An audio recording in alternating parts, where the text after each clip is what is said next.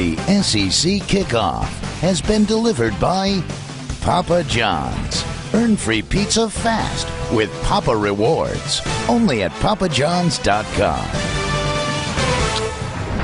Here come the Auburn Tigers as they get set for Mississippi State. Barrett Trotter's team, 16 straight wins, longest current winning streak in the country. But Mississippi State's road favorite today. Meanwhile, in the SEC, Kentucky, who just barely go 14-3, beat Western Kentucky last week, now trailing Central Michigan. That game over on ESPNU. But we're talking SEC football. Dave Neal, Andre Ware, Stinchy Pooh and I back at the half.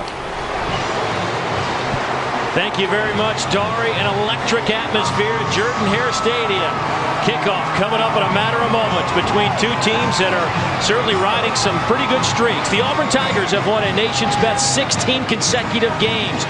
Meanwhile, Mississippi State has won 9 of their last 11. And here come the Tigers.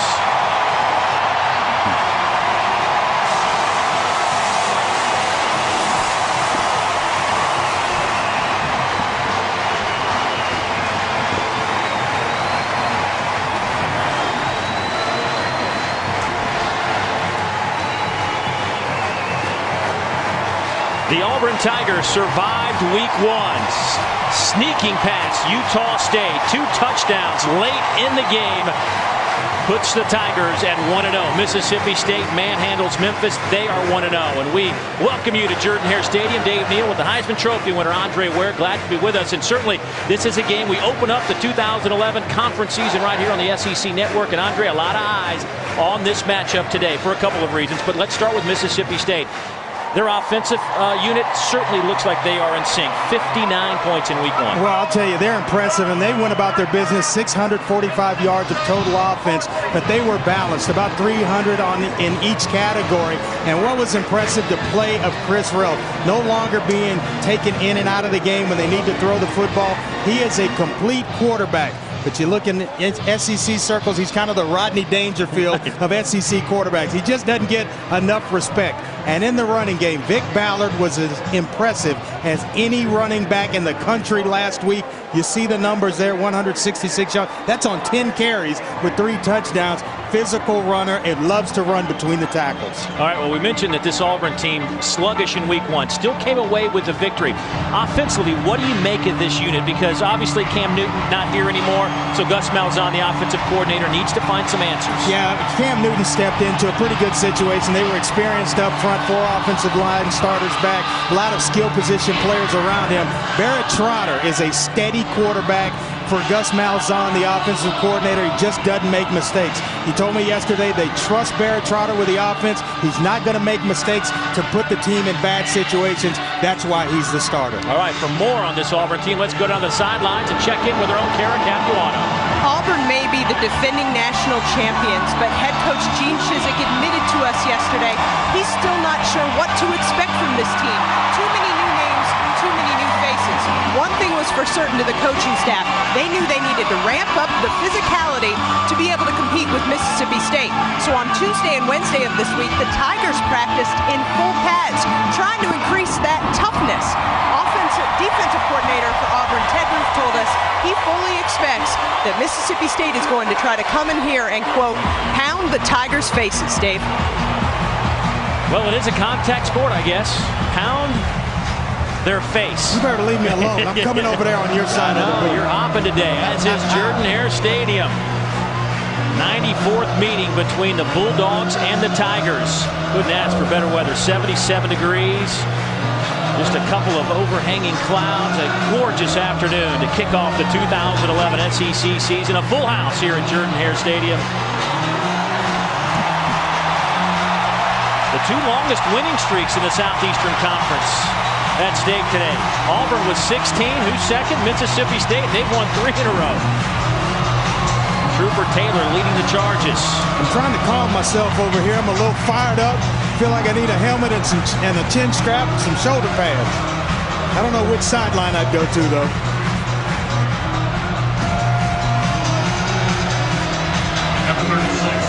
Oh, what an atmosphere, Dave. Auburn wins the toss. They defer, so Mississippi State will get the football first. Damian Lewis, 16. Ladarius Perkins, 27. They're back to return the kick of Cody Parkey. We are underway in Auburn, Alabama. It'll be Perkins. Flag down. Perkins takes it out over the 20 to the 21. An 18-yard return. Sharvin Bell with that special teams tackle. Matt Moore, our referee today. He is in the white hat.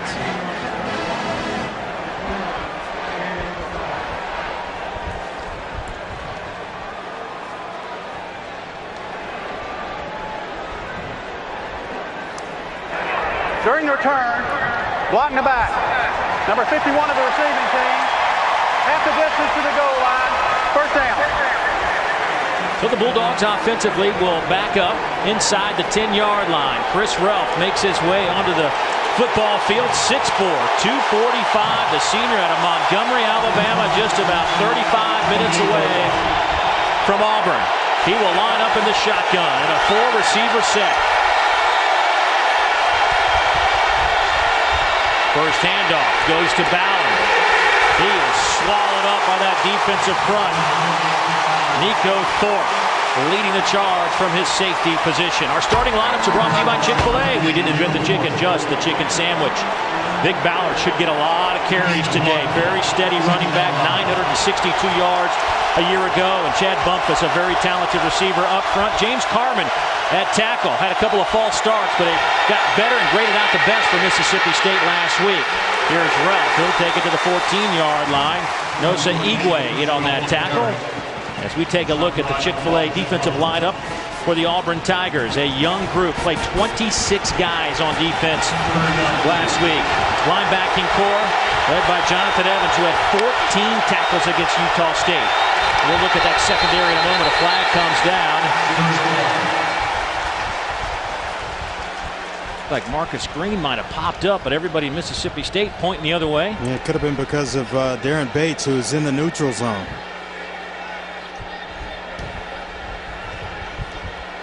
Well, I tell you, it is loud in this stadium. Going to be tough on Chris Relf as a visiting quarterback today. False start. Number 32 of the offense. 5-yard penalty. Third down. It was Marcus Green, the tight end. And the secondary for the Auburn Tigers. Chris Davis at one corner out of Birmingham to Sharvin Bell at the other corner. Davis, their best cover guy. Nico Thorpe moves over from corner over to a safety spot. Had 9 tackles last week. 4-man look from the Tigers on third down.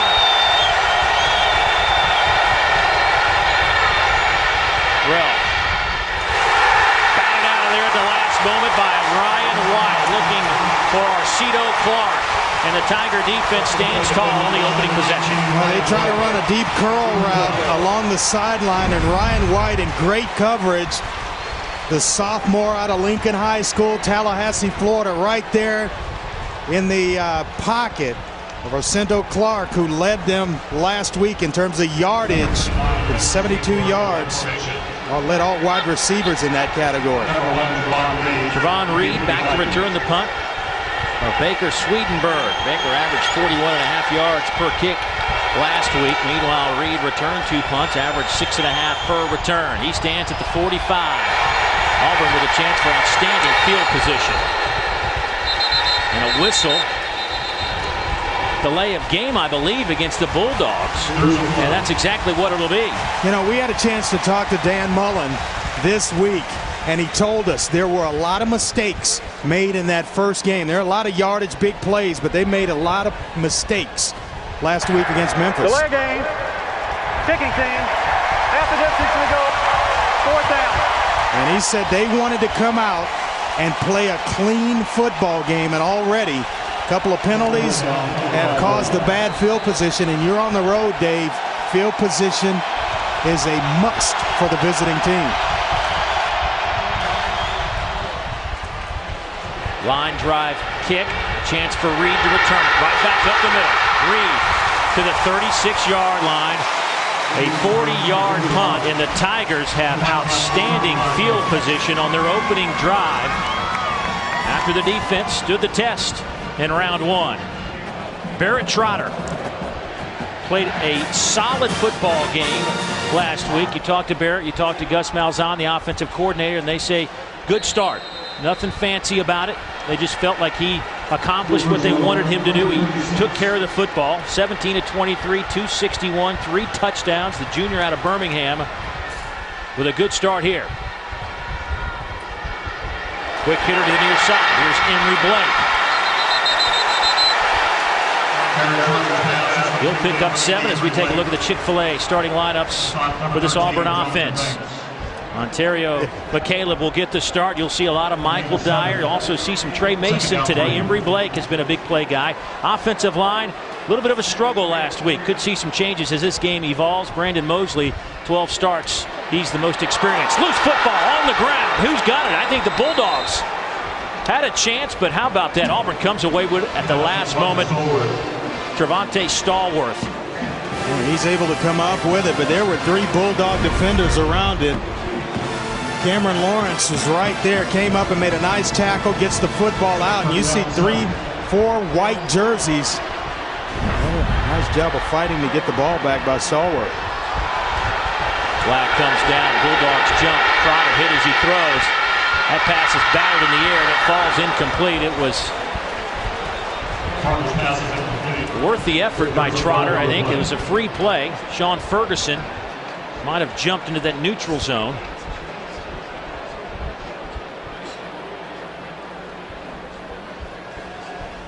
Offsides. Number 99 of the defense. 5-yard penalty. 3rd down. Well, take a look at this. The offensive line. You think these guys aren't in tune and they know what's going on? Watch right there. They don't move. They see the lineman jump right here. Plays taking place. They're not going anywhere. They stay right there. All 5 of them in sync. Talk about like fingers in a glove. That's how the offensive line. They've got to work together like that. I say that's pretty good communication right there. 3rd down and 2. Little shovel pass. McCaleb gets to the outside. 1st down around the 20. Charles Mitchell pushes him out of bounds, but give the Tigers 8 yards and a 1st down. Take a look at the Mississippi State defense. This is a front 4 led by Fletcher Cox, who is now back in the lineup. He was among 5 players that missed last week due to team violations. Linebacking core had to replace 3 seniors a year ago. Brandon Wilson in the middle out of Tuscaloosa, Alabama. And this secondary could be the strength of this team. Broomfield and Banks at the corners. Mitchell and Whitley play the safeties. Personal foul. Number 84 of the offense. The result of the play was a 1st down. Be 15 yards. 1st and 10. Yeah, you talked about that secondary for Mississippi State. We talked to Chris Wilson, their defensive coordinator and D-line coach, and he said the secondary definitely the strength of the defense because it's the most experienced and the deepest position group on this entire defensive unit. Big time playmakers back there. Charles Mitchell, Wade Bonner, Corey Broomfield, who they still think is going to be a star, and Jonathan Banks, who's really stepped up his game. Well, that penalty certainly hurts Auburn, even though it's still a 1st down. But Dyer says, who cares? This could be 6. It is. Michael Dyer goes 35 yards off the right side, and the Tigers lead 6-0.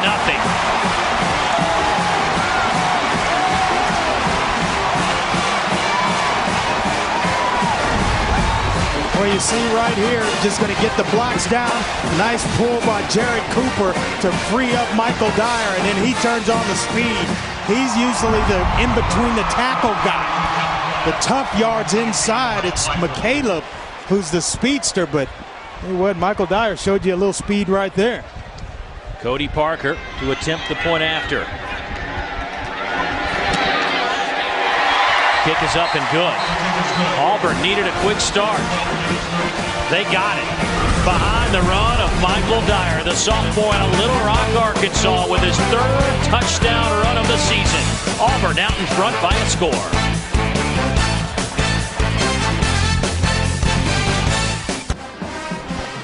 There's Michael Dyer, he of the 35-yard touchdown run, getting that Appears to be hamstring stretched out. Auburn leads at 7-0 over the Bulldogs. Last year, these two clubs played a thriller. 17-14 the final score. Nobody played Auburn as well as Mississippi State did. Bulldogs had a chance to drive it down the field to at least tie, but they misfired on some plays, costing them the victory. But Auburn took the win and propelled themselves to a national title. Parkey's kickoff taken by Lewis at the goal line. Lewis wrapped up at the 15. Well, Dave, you got to be impressed with Auburn's kick coverage, and another flag comes out. But we talked to Gene Chizik, and they work special teams big time. Unsportsmanlike conduct. Number 27 of the kicking team. 15-yard penalty. First down. And they've got an unsportsmanlike conduct penalty on Auburn. A little excessive celebration. But we talked to him about that, and they just work special teams. They work situations on special teams, and you wonder why, if you're a fan or someone else around the country, why they're so good at pulling out games.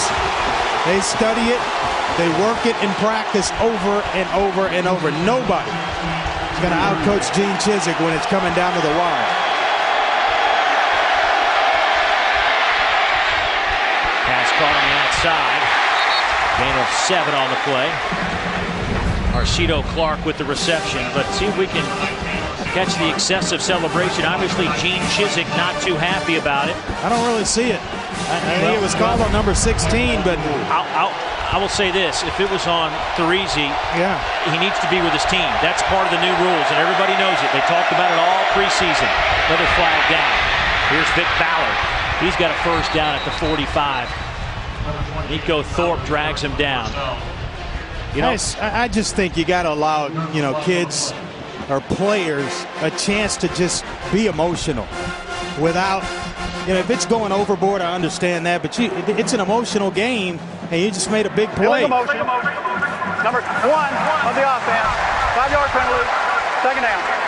And this is really where Mississippi State kind of stayed away from these types of things last week against Memphis, the penalty yardages, and it's haunting them early in this ball game against Auburn. Both teams have hurt themselves with early penalties.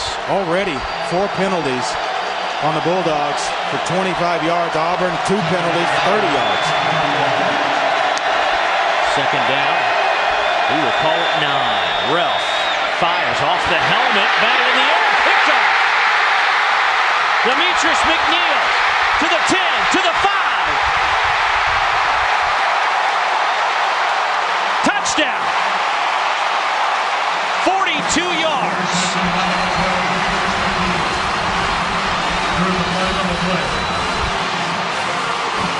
And a year ago, all Demetrius McNeil did, he was a great special teams player, led the team with 15 special team tackles, has stepped into that starting role for Gene Chizik's defense.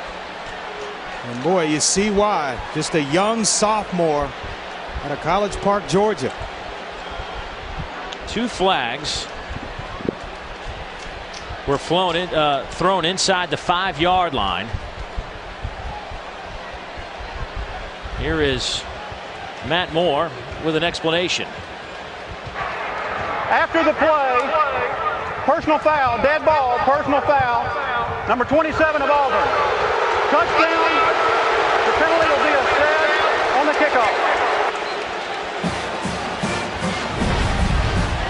See it here, just bad luck. Hits the defender in the back of the helmet. Demetrius McNeil right there on the spot. Nice block. Nice job of reading it and getting himself into the end zone.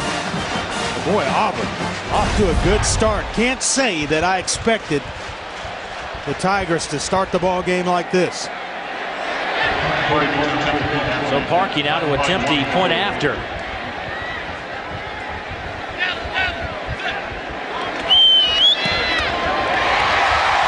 Parkey now 7 out of 7 here in 2011. Demetrius McNeil. Auburn up 2 touchdowns. Wow. Early early fireworks at Jordan-Hare Stadium. What a difference a week makes. Auburn up 2 touchdowns, and we still have 11:39 to go in the first quarter. Andre, let's go back to that last interception for a touchdown. Yeah, let's take a look, because it's actually fantastic defense to Sharvin Bell. He got double slants going right here. You look, Bumpus is stopping his route, which allows the football to hit Travis Bell in the back of the helmet. Now he'll turn and get up the field to throw a block out in front. That's what's going to free up Demetrius McNeil to cut right there. That allows one-on-one with the quarterback. Quarterbacks aren't used to making tackles. McNeil gets himself into the end zone. A great start for Auburn. A fantastic block by Sharvin Bell. Bell using his head. Literally, right? Well, I tell you, they're coached up defensive backs. Ball's in the air, it's tipped. You turn and pick up the first color that's not yours. After the penalty backs him up, and now we have a stoppage in play. Been a lot of that in this game early.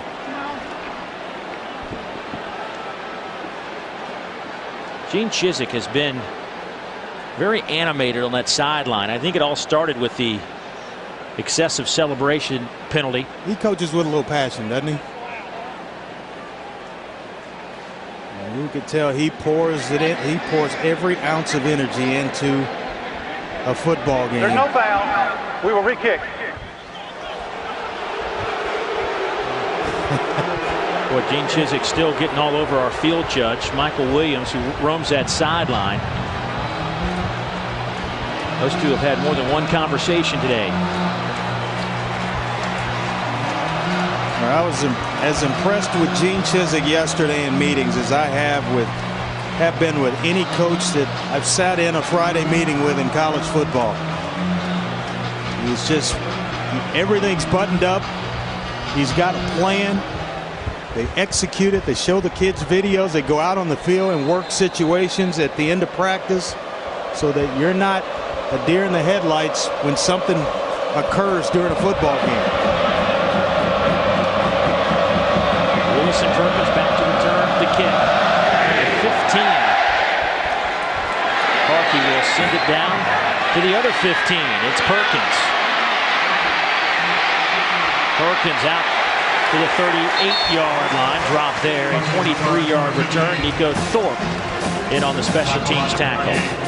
Well, fans, make sure you join us at halftime as we announce this week's winner of the Honda Generators Tailgate Giveaway. Don't miss your chance this season to win a brand new Honda EU 2000i generator in the Honda Generators Tailgate Giveaway. Each week we'll be awarding a brand new generator to the fan with the best tailgate. Simply send us video or pictures showing how you tailgate for your chance to win. Log on to ESPNplus.com for more details on how to enter. Ralph stands in the pocket, dumps it off near side. Plenty of running room for Vic Ballard. He's to midfield inside Auburn territory. Knocked out of bounds at the 44 by Sharvin Bell. That is an 18-yard pickup. Yeah, Michael Clark, the wide receiver, cleared the coverage out, and Chris Ralph read it out. Deep zone drops. Vic Ballard right out of the backfield, and a lot of green grass in front of him before there's a jersey of the opposite color. Ralph keeps it himself. Uses that 6'4", 245-pound frame and picks up 4 yards. Time to check in with Dorian Oka in our studios. Dorian. All right, guys, how about this out of the SEC? Now, we remember Kentucky struggled last week to put away Western Kentucky. Now they're playing Central Michigan. Ryan Radcliffe, who's thrown for 115 yards, finds Jerry Harris. Chippewas up 7 in Lexington. Thanks, Dorian. Here, Ralph with a little option game to Perkins. He's got some room. There goes Ladarius Perkins. Touchdown, Bulldogs. 40 yards. Welcome back into the game, Mississippi State.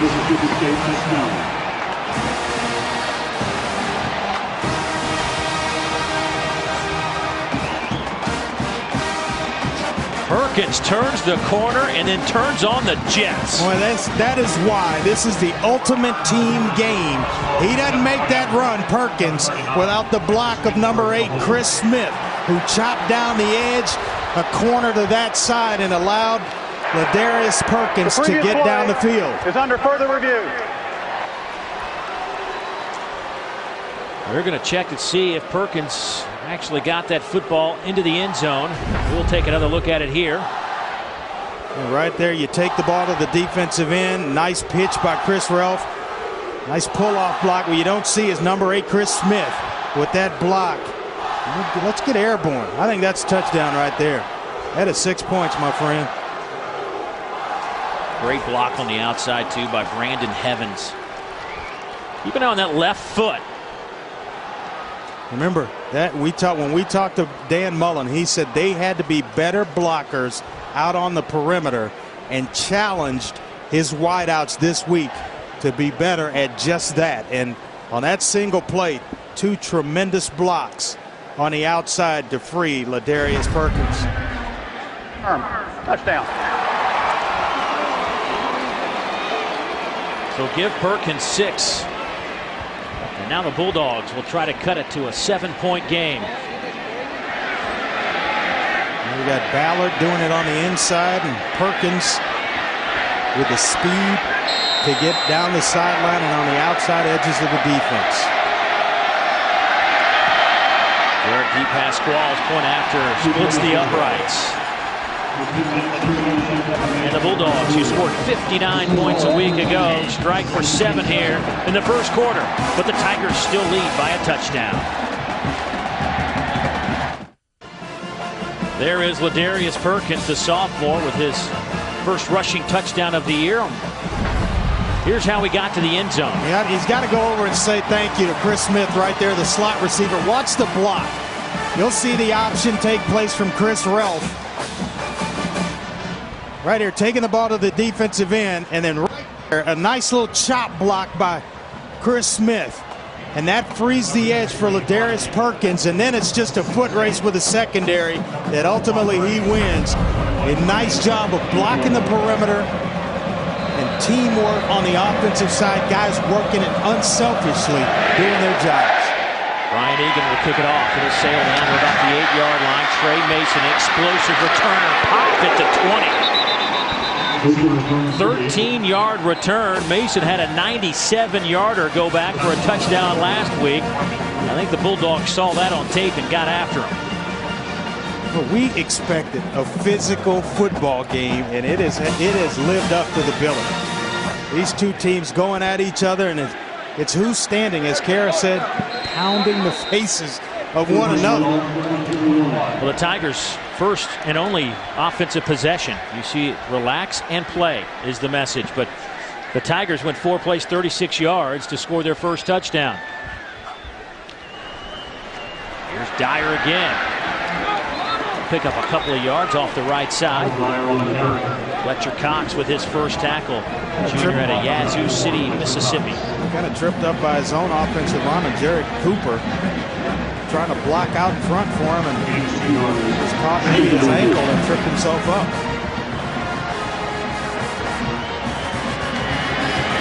Razzle-dazzle. Michaela. We'll get another couple of yards before Cameron Lawrence pushes him out of bounds. A nice job of staying at home by Cameron Lawrence, because that is a guy with a lot of speed, as fast as they get in this conference. Ontario McCaleb, he has got gears that, you know, he can shut it down and give somebody else some and still be one of the fastest players on the team. McCaleb stays in the game. He comes in motion to the near side, and he'll get the football. Makes a move out to the 29, but that'll be 2 yards shy of the first down. 5-yard pickup. Corey Broomfield and Nico Whitley close the gap. A nice job by Corey Broomfield, staying outside, keeping leverage outside in where you got the help. If he gives up the outside, now it allows McCaleb with speed to turn the corner. Keep him inside where the help is coming. Not enough for the first down, so on 4th and 2, here's Stephen Clark, the sophomore punter out of Jupiter, Florida. Averaged 43.5 yards per kick last week against Utah State. Had a long of 48. Jonathan Banks stands at the 30. Good high kick. Good coverage kick. Fair catch called for at the 33. So the Bulldogs will get the football back after a 39-yard punt. Hey, Tiger fans, what better way to spend the Christmas holiday than in Honolulu, Hawaii? Don't miss out on the action as the Auburn men's basketball team faces off with Clemson, Kansas State, Xavier, and more in the 3rd annual Hawaiian Airlines Diamond Head Classic. It's December 22nd, 23rd, and 25th. For tickets and travel, visit HawaiianAirlinesDiamondHeadClassic.com. You want to know the sign of a good football team? When you get down 14-love and you don't panic.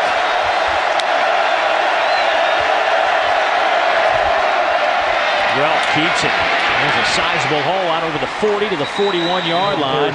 That's a 9-yard pickup. That'll be 2nd down and 1. Holland and Thorpe help bring him down. Let's check in with Carol. Andre, you're exactly right. There is not a sense of panic here on the Mississippi State sideline. Running backs coach Greg Knox told the corps, weather the storm, we're going to bust the edge. It's coming one play at a time. On 2nd and short, here's Ralph. He will keep it. Out over the 45, he'll have the 1st down, and you're getting a look at the diversity of this Mississippi State offense that had 8 plays over 25 yards, 6 of those for TDs against Memphis. A lot of these Auburn defenders are saying, oh no, not again, because they were last year servicing the offense and trying to tackle a guy like Cam Newton. That's what they're getting again from Chris Ralph. Big, strong quarterback. Ralph incomplete. Looking for Vic Ballard.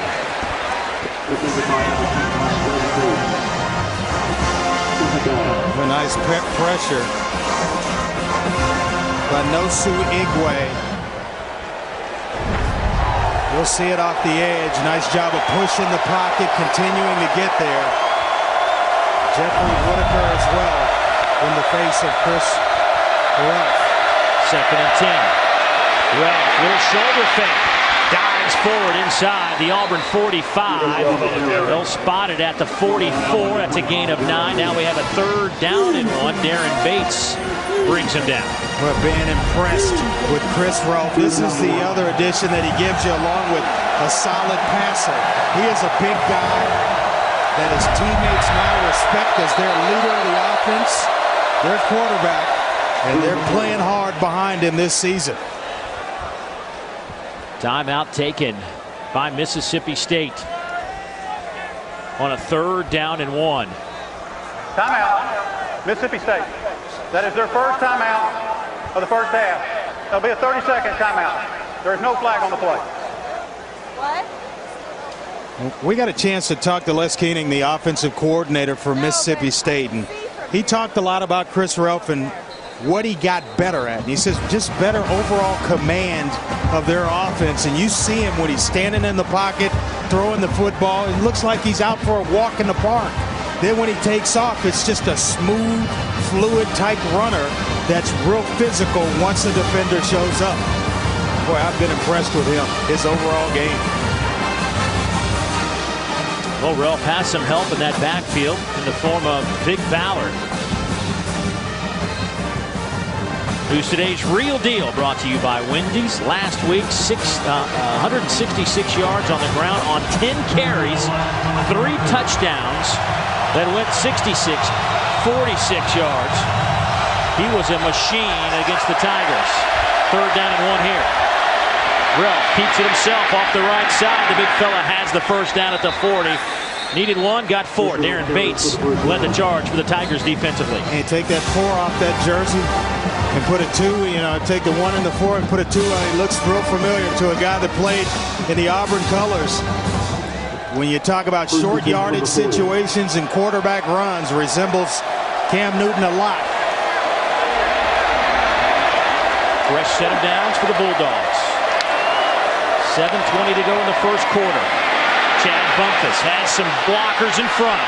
Chad with a 1st down near the 25-yard line before Charvin Bell knocks him out of bounds.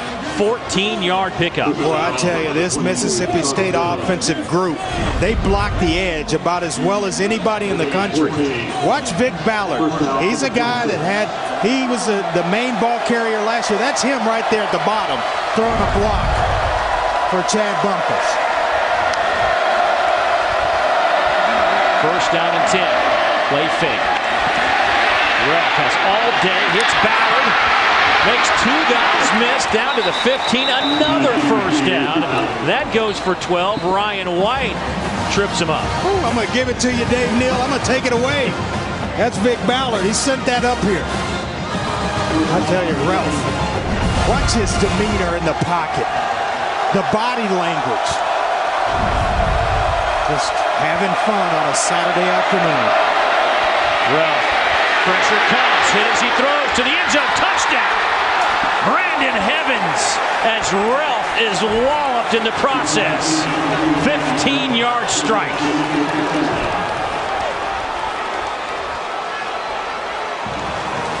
How about that drive? Sometimes you know you're going to take one in the chops.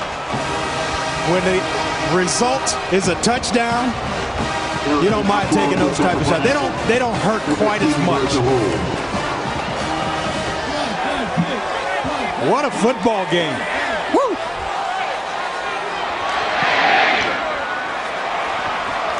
28 points, and we still have 6.5 minutes to go here in the opening quarter. The Bulldogs down 14 and now tied it up. Chris Ruff right here, corner route. He knows he's going to take it.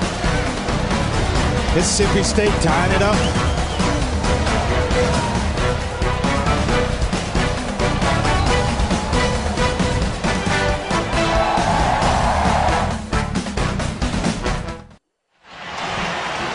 Back at Jordan-Hare Stadium, tied up. Bulldogs, Tigers in the 94th edition.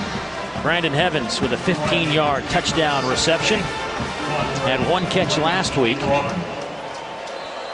Well, coaches talked about him getting more playing time, and he stepped up as a result. Trey Mason with another chance. Trey out to the 24-yard line. Let's head to the sidelines. Kara. All season long, Champion Apparel is showcasing the tradition and history of the SEC. At Auburn, the mascot is a tiger, but the saying is War Eagle. And to celebrate, an eagle flies down to the field at Jordan-Hare in the pregame ceremony. Not long ago, it was Spirit, the bald eagle, swooping down to delight the fans. Visit Champion on Facebook and join the conversation about your school's game day traditions. Champion, Dave, it's how you play. One of the great traditions in all of college football. Good hitter near side. Emory Blake. Get a couple of yards. Cameron Lawrence all over. Third tackle for Cameron, the outside linebacker. That'll bring up a 2nd down and 7. Yeah, and the younger brother of starting right tackle Addison Lawrence. I'll tell you what, he's been all over the field. Speedy linebacker who can play sideline to sideline. See Gus Malzahn trying to change up the pace of the game a little bit, speeding things up. Trout looking to throw. We'll keep it. Dives close to the first down. I think he was out of bounds about a yard shy. Give him 6. Brandon Wilson will get credit for the push out of bounds and the tackle. That'll bring up 3rd down, and let's call it yard and a half, maybe 2. Talked to Gus Malzahn yesterday about Barrett Trotter, but he's a very poised player, protects the football well, doesn't make a lot of mistakes at the quarterback position. Michael Dyer in a wildcat formation. Dyer will get hit and pop back at the 30-yard line. Brandon Wilson, the middle backer, will get credit for that stop and a loss of 2. He's a guy that arrived at Mississippi State as a non-scholarship player, but I tell you what, he met Michael Dyer right there. A little short yardage situation. Hello, helmet and shoulder pads. Oh, you can hear that even in the replay. Big 3rd down stop by the Bulldogs forces Stephen Clark back onto the field. Jonathan Banks to return for Mississippi State.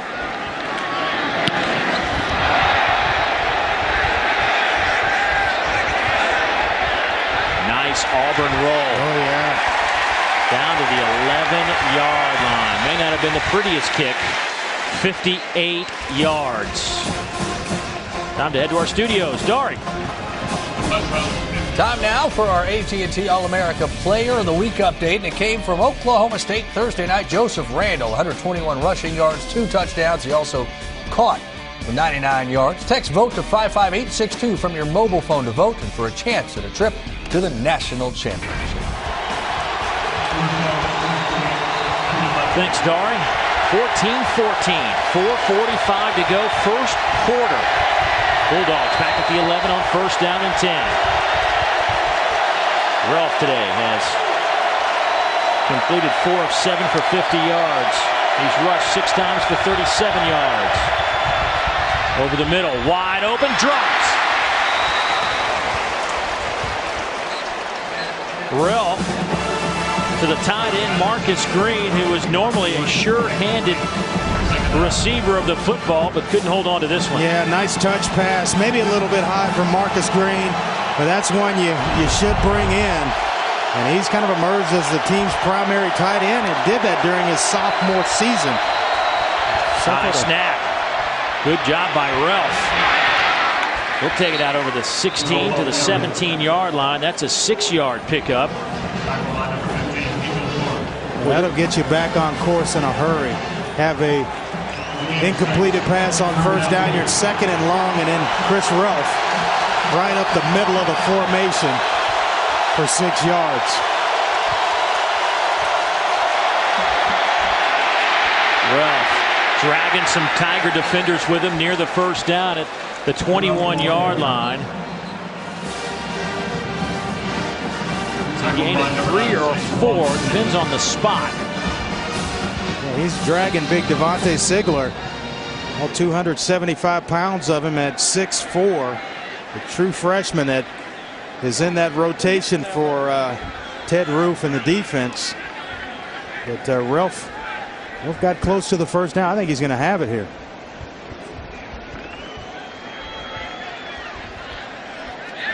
And he does. And I got to tell you, Andre, after watching this Bulldog offense the last couple of series, I'm not going to say it's identical, but it certainly is reminiscent of what Auburn put on the football field last year. Oh, yeah, and you turn on the film and you start watching them last week against Memphis. It's a fast football team where there is speed on the edges, big physical offensive line, and it's SEC-type fast players now at Mississippi State, and Dan Mullen now in his 3rd year at Mississippi State.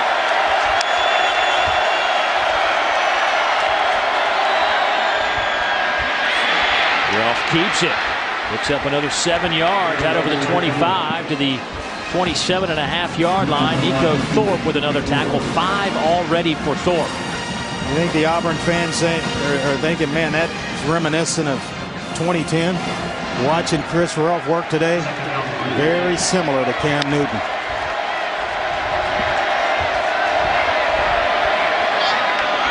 To the outside.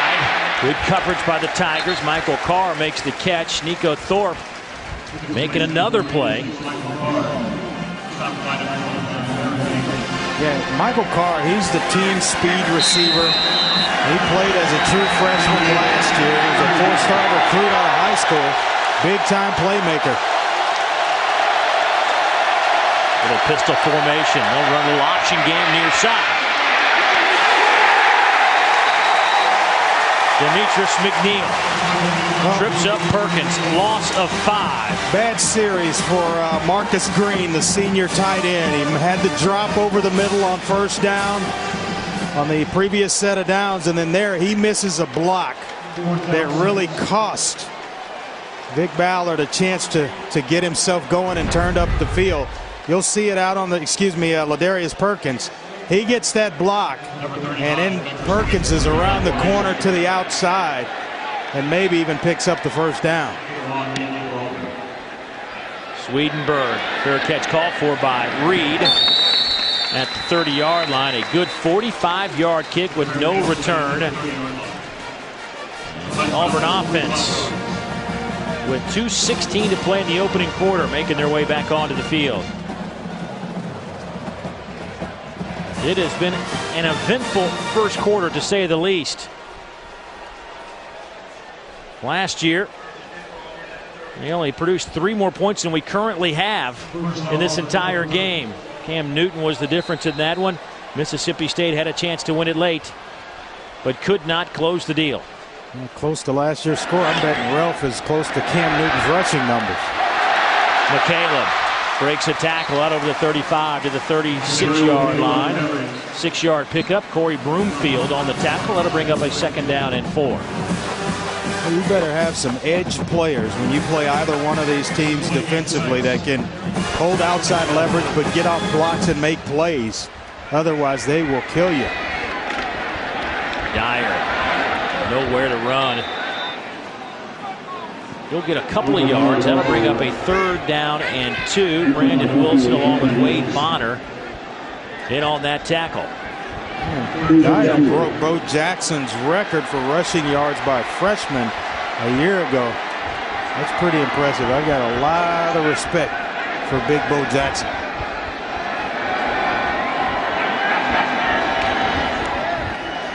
There's Dyer. Picks up the 1st down.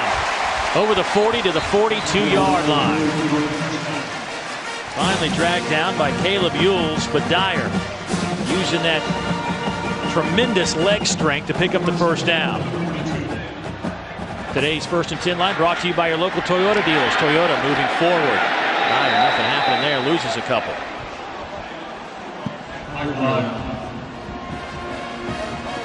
Wade Bonner, the safety, creeping up around that line of scrimmage. Look for Gus Malzahn now. Maybe a little play action here. And a shot down the field. With Caleb, little play fake to him. Trotter throws, wide side. Big hit on Blake, but he holds on to the... No, he does, an incomplete pass. Big hit from Corey Broomfield, who timed it perfectly. Boy, they got a pair of corners. Corey Broomfield being one of them. Just really disengages Emory Blake from the football before he can tuck it away. But Broomfield and Banks on the other side, they feel like they're as good as anybody's corners in the country. Now it's 3rd down and 11.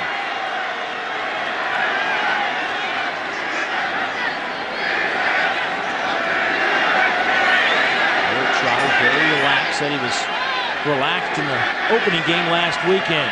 Did his job, 17 of 23. McCaleb hit the moment he catches it by Wade Bonner. Well, Bonner's had a couple of big hits, and we felt like this was going to be a physical football game. Mississippi State offensively pounding between the tackles, and then just, I didn't expect defensively for them to play like this. You talk about speed, and then when they get there, they are bringing the wood. That's the thing that really shoots at you on film.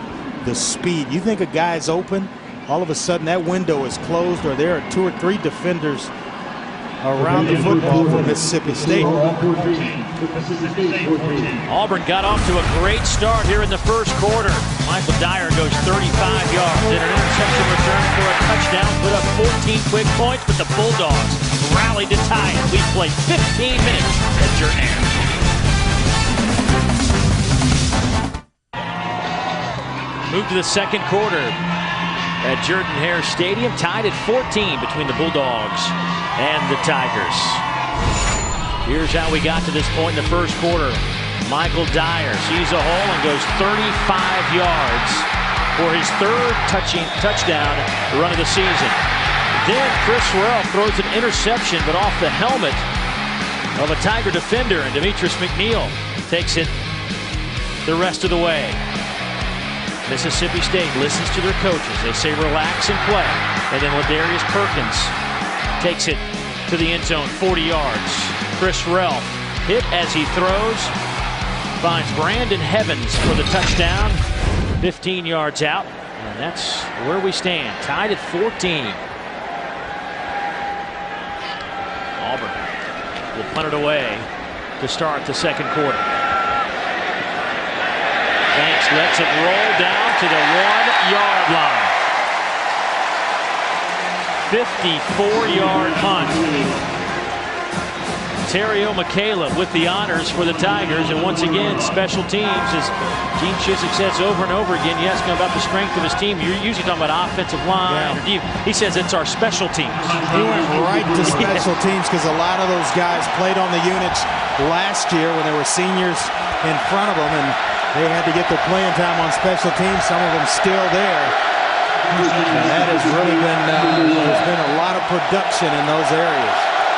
Here's a chance for Auburn to flip the field. Bulldogs really backed up. Ralph out of the end zone. Stiff arms a man. A flag comes in. That may be a hold.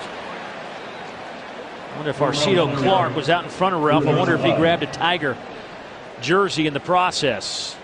Not a 4-yard pickup if it holds. They're holding. You're absolutely right. I don't know how much closer to that goal line they can get. There's not much room. Maybe half the distance. Is like running the play over again.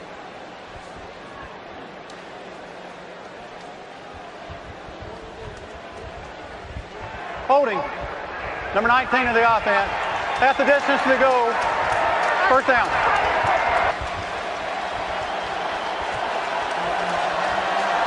So now it's first down. And we'll still call it 10 yards.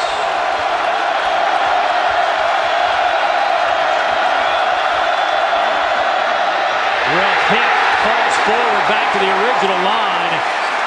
This 6'4" frame able to fall forward. Greg Sanders, a defensive end, crashing in to make the tackle. Yes, Sanders beats Tobias Smith, the guard, inside, and he can't pick up the block fast enough to knock him off the legs of Chris Ralph. Lucky he didn't take a safety there. Second down. Ralph out of the end zone. Will throw it. Going up top. A little too far for Arcito Clark. Chris Davis on that coverage. Boy, coaches that don't spend enough time on special teams, this is why. Doesn't always have to result in a big return for a touchdown, but you talk about field position in a close football game. You think it doesn't matter? You get pinned down inside your own 5-yard line, and now that changes the field position for Auburn. You throw it here, Andre. I think so. You got a senior quarterback. He'll know to get rid of it. Ooh, he's going to run it out of there. Look at the big man get to the 10. He needed. He's close. To the 11. Let's see where the spot is. He's across the 10, maybe about a half-yard short of the first down.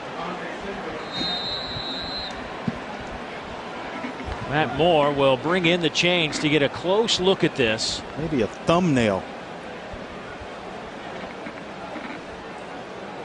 That's with my bad eyes from way up here. And then the question is, if they are a little bit short, do you even think about it? Nah, even though you got football. a guy like Chris Ralph back there. Tied up at 14, punt the football and play defense. But they don't even have to think about it. Boy, the big man. How many times did Cam Newton do that for Auburn last year? And I think it's like watching it all over again. Now that man, Dan Mullen, his offense, Les Keening, the offensive coordinator, they've got a lot of confidence in Chris Ralph to just pull it down, make plays with his legs, and make him part of the running game. Out of the pistol, high snap. Timing just wasn't there. Ballard on the carry. Got swallowed up, no gain. You know, we talked to Gus Malzahn about that very thing about Cam Newton and when did he kind of get it and the light turned on with the offense. They said last year Cam was a running threat. It became a running threat about 4 games into the season that really opened up their entire offense. I think Chris Ralph gives that to Mississippi State. Once again out of the pistol. And at the line of scrimmage. No room to run for Vic Ballard. Excuse me, Marcus, the fullback, on that carry. Ralph now for the game 5 of 10 through the air for 51 yards and a touchdown, 1 interception. I think now 12 carries, 66 yards on the ground. Now it's 3rd down and 10.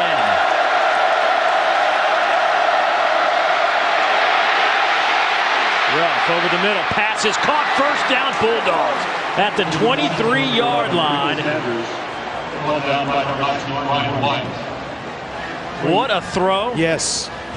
Young quarterbacks, this is how you work the pocket. You don't escape and try to run right in there. Stay in there where the protection is and eyes down the field. Nice job there by Chris Relf. Rico Sanders, sophomore out of Duncan, South Carolina, with the reception. Well, how many quarterbacks have we watched that would have taken off in that instance? Get a little pressure from the outside, try to escape and run the football. Calm. Relf keeps it at the 26-yard line. Time for another update. Let's head to Dari. Well, guys, we go to Columbus, Ohio. Buckeyes trailing Toledo 15-7, and then Carlos Hyde, the sophomore, goes 36 yards. Buckeyes kick the extra point. They're within one at home in the second. Toledo leading the Buckeyes on the road. Relf going up top. Not happening. Looking for Chris Smith. The coverage for Chris Davis. Chris Smith kind of ran that route. His old coach told me once, you're running, but you're really not running. Didn't think he was going to get the football. Here's another third down. Timeout taken by Auburn. It's the third time the Tigers have forced the Bulldogs into a third down situation on this drive. Timeout. Auburn. That is their first timeout. The first half will be a 30-second timeout. While we have a moment for this timeout, let's head down to Kara. Has a very special guest. Kara. Yeah, I've been waiting for this timeout, Dave. I'm with Charles Barkley, who's in town this weekend. What brings you in? Well, we had a charity golf tournament for the basketball program yesterday. Just here to come to a great Auburn weekend. You told me that you really like what Coach Barbie is going to do with this program. What specifically do you like, Charles? Well, I think he's put a lot of energy behind the program. We finally starting to get some decent recruits. It's been very frustrating as an Auburn basketball player because the program hasn't been good in a long time. But I'm really excited about the future. And as a basketball player but football fan, it's been fun to be a football fan for this program. Well, you know, living in Alabama is very difficult. The University of Alabama is a great program and a great school. But it's very tough to live here being an Auburn fan. But it's been a great year for us. They can hang their hats on their national championship from last year, Dave. Let's send it back to you. All right. Thank you, Karen. Thank you, Charles. Always great. What an ambassador for this university. One of my good friends. I didn't know he was in the building. That's quite a surprise to have him down on the sideline with Kara. 3rd and 7. Here we go. This time the Tigers get the stop. Vic Ballard stopped by Darren Bates, and here comes the Bulldog punt team. Yeah, before that, now 4 of 7 on third downs by the Mississippi State Bulldogs. Coming into this game, Auburn defensively, last week against Utah State, 59% they gave up on third downs. They've got to improve, and that's what Gene Chizik talked to us about yesterday, improving on third downs and getting themselves off the field. Wiedenberg with another punt away from Trevon Reed. Gets a good roll. It goes out of bounds at the 23-yard line. A 49-yard punt. Well, after a lot of points early, we've settled in here at Jordan-Hare Stadium. You have the audacity. Today's SEC Network game is brought to you by the Capital One Venture Card. What's in your wallet? Champion, it's how you play. Allstate, you're in good hands. AT&T, rethink possible. And by Buick. See real stories of human achievement on the Buick Human Highlight Reel at ncaa.com/Buick. Glad to be at Auburn as we kick off the 2011 SEC conference schedule with the Tigers and the Dogs. 10:48 to go in the second quarter. Barrett Trotter to throw on first down. Incomplete. Quindarius Carr surrounded by 4 white jerseys. Corey Broomfield with the initial coverage. That's that closing speed that I talked about. Broomfield, and they like Banks on the other side. But look at this, going around the defender, and that's a curl route. Now here as a receiver, you start to feel that close down. You got to come back to the football. Can't just sit there and wait on it. Now it's 2nd down and 10.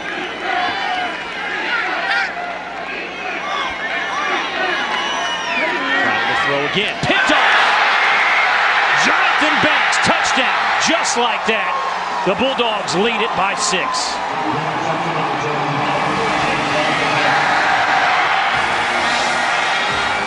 Closing speed was a phrase I just heard. Yeah, I mean, they've got two that they love, two junior cornerbacks. Broomfield on one side, who made a spectacular play the play before. Jonathan Banks on the other. You eye it too long, these guys can close. And the result, a pick six.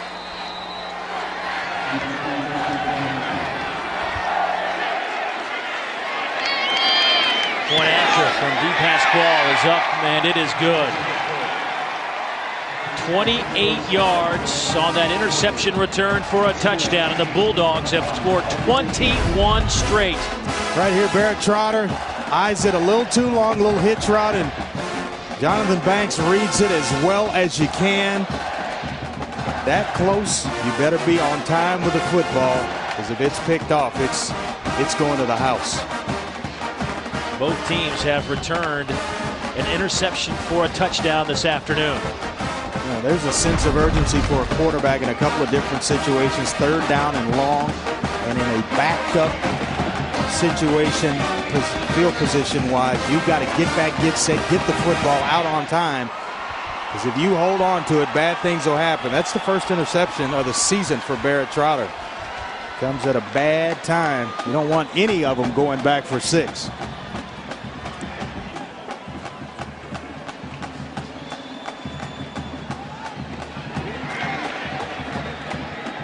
So this Auburn offense will get another chance here to get back on the field. And this is one of those things Gene Chizik was saying. He was anxious to get a look at Barrett Trotter to see how he would handle a situation such as this. Trey Mason right up the middle. Trey, explosive returner out over the 45 to the 46. In high school last year, they kicked to him 3 straight times to start the season. He took all 3 back for touchdowns. Nobody kicked to him the rest of the year until late in the season. Somebody decided to. What did he do with that kick? Housed it. Yeah, some guys have a knack for it. They're just fearless.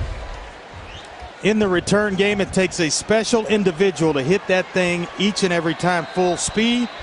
You get a guy back there that can break some tackles with some speed, and he's going to have some success for you. Egan, the kicker, able to trip Mason up.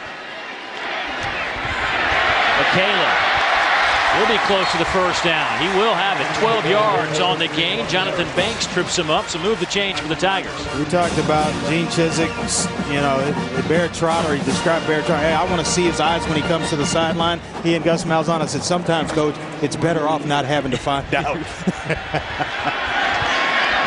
again has to cut it back in. A flag comes down at the 40. He'll be holding out on the edge. One of those receivers out there. Michael Dyer might have been out there, the running back on Jonathan Banks. The gain of 7.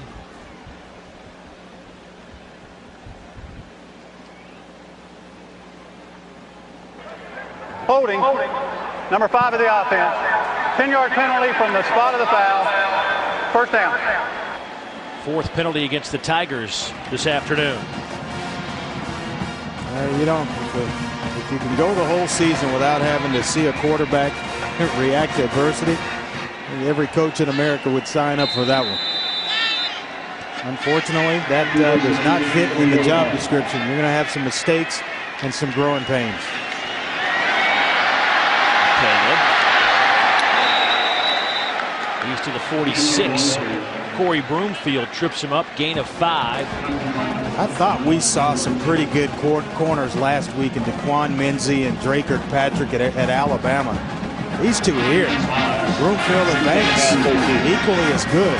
Keeping outside leverage in the run game, not afraid to come up and stick their noses in there and tackle. Closing speed to break up passes. Nice job.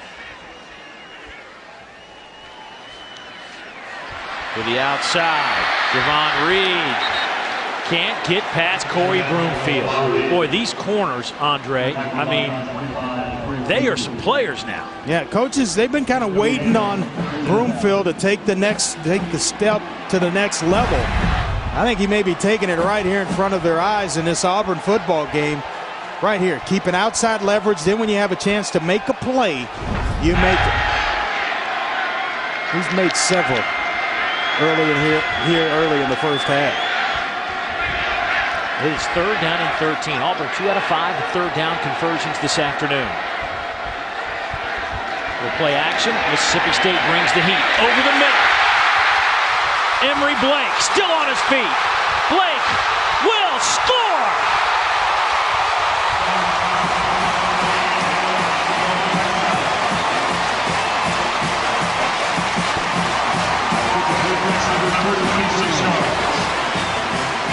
"46 yards by Blake. The Bulldogs brought the heat, and Auburn made them pay." Dave, if you want to get the football thrown to you, do that with it after the catch a couple of times, and quarterback will find you. No matter what the situation is, he will find Emory Blake. That is his go-to guy. When it gets critical, Emory Blake will have the football.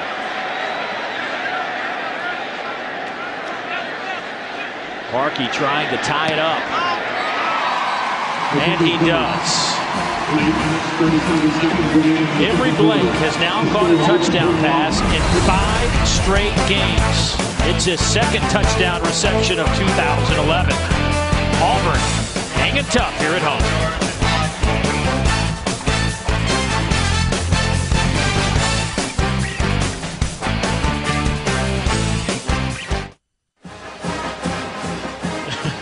How great is that? No, he can't, and I'm sure he's really happy about that. He's missed 42 points here. We have more exciting SEC football action coming your way next Saturday as Houston Nutt leads the Ole Miss Rebels into Nashville to take on the Vanderbilt Commodores. It's Ole Miss and Vandy right here at noon, 11 a.m. Central on the SEC Network. Vanderbilt taking on UConn. Vanderbilt trying to go 2-0. Under James Franklin. I'm going to go out on a limb, and I'm picking James Franklin and the Commodores to beat UConn this week. It'd be nice to have the undefeated Commodores next week. Sir. Ole Miss at home against Southern Illinois. Something like 19 starters back on that Commodore football team. A lot of experience. Larry Smith back under the center. So you're already doing your Vandy homework. I love it.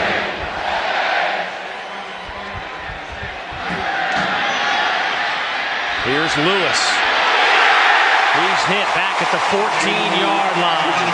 Big special teams tackle from Craig Sanders. 13-yard return. Andre, take us back to that touchdown. Well, this is a switch route. You're going to get the inside receiver here going outside. Blake's going to come inside, up the hash, and then on an in route. And Barrett Trotter does a nice job waiting it out. He gets to the second window, and now it's just athletic ability. Running after the catch and a nose for the end zone. That's a nice play call and execution by the Auburn Tigers.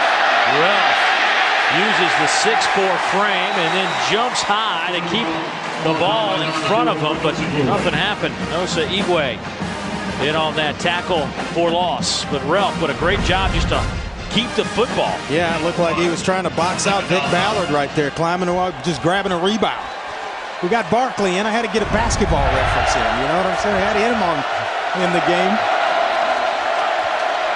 Here's 2nd down and 9. 8 minutes to go, 2nd quarter. Swing it out to Perkins. Nowhere to run. Jake Holland from his middle backer spot, leading the charge. A gain of only 2. Well, you would think that by Chris Relf's body language that a whistle is blown. Looks like he's almost playing in a speed slower than everybody else's, but the game is slow to him, which allows him to play like that. Relaxed. Nothing's rattling him. 3rd down and 7. Little option game to the near side. Stood up at the 20. Not going to happen. Demetrius McNeil, the first one. Then Jonathan Mincy to finish off Ballard. And that'll bring up a punting situation for the Tigers. Well, I tell you what, Jonathan Mincy, the redshirt freshman, he's the guy that breaks up that play. Otherwise, Vic Ballard's going to turn the corner and pick up a first down. Nice outside leverage. And then when you have a chance, Dave, to get off the field on 3rd downs, you must do so in a close football game like this. Baker Swedenberg. Fair catch called for by Trevon Reed, and good field position now for the Auburn offense at their own 41 at 38-yard punt with no return. Well, McAllister's Deli is giving 2 lucky guests each a Jeep Wrangler. Visit us on Facebook.com/TFreaks for official rules, entry forms, and great weekly tailgater prizes. Visit Facebook.com/TFreaks and you could be a big game winner. 6:41 to play in this game. I did not see 42 points on the board before halftime between these two clubs. That's what we have. Barrett Trotter will fake to Dyer over the middle. Here's Blake. He just had a touchdown reception to the 36-yard line, a first down and a gain of 23.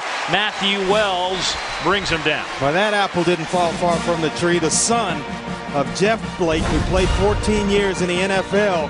You'll see him here. Nice little drag route. Don't run across there too fast. And right on time with the football. Barrett Trotter to allow the receiver to catch the football on the run. Trotter 8 out of 11, 85 yards, a touchdown, and a pick. The pick was a pick 6, however. Kirkland moves from the right to the left. The tight end, number 43, Dyer in the backfield. Pitch to Dyer. Gets a big block. Dyer makes a man miss, close to the first down.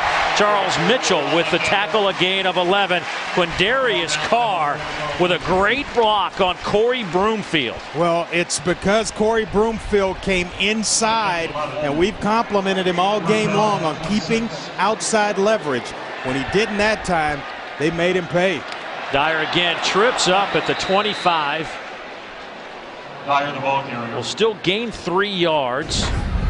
Boy, here it is right here. Watch the block outside on Corey Broomfield. See, he comes inside, which allows Dyer the outside edge and a path to the first down marker. And Darius Carr was the guy that had the block. Dyer slips. And then a late flag coming in at the 16-yard line. That's right near the first down line. A gain of 7. Jonathan Banks with the tackle, but what is the flag? You talk about a strong guy. I think it's a late hit. One of the Bulldog defenders on Michael Dyer. If that penalty thing is kind of rearing its head again. We're late in the second quarter for the Mississippi State Bulldogs. After the play, personal foul. Number 22 of the defense. Contact with the crown of the helmet. Half the distance to the goal. First down. Matthew Wells, the outside backer, leading with the helmet. He moved from the secondary to outside linebacker so they could get more speed on the field. A redshirt freshman, and just got there a little late and with the top of his helmet. Now it's first down and goal. And off to Dyer. He's inside the 5.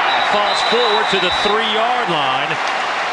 Nico Whitley trips him up, but not before Dyer gets it to the 3. Boy, credit the play of the offensive line. Big guys up front get nice blocks and paving the way for Michael Dyer. Second down and goal. Dyer again. Still on his feet. Did he get in? Yes, he did. Dyer with second and third efforts crosses the goal line from 2 yards out.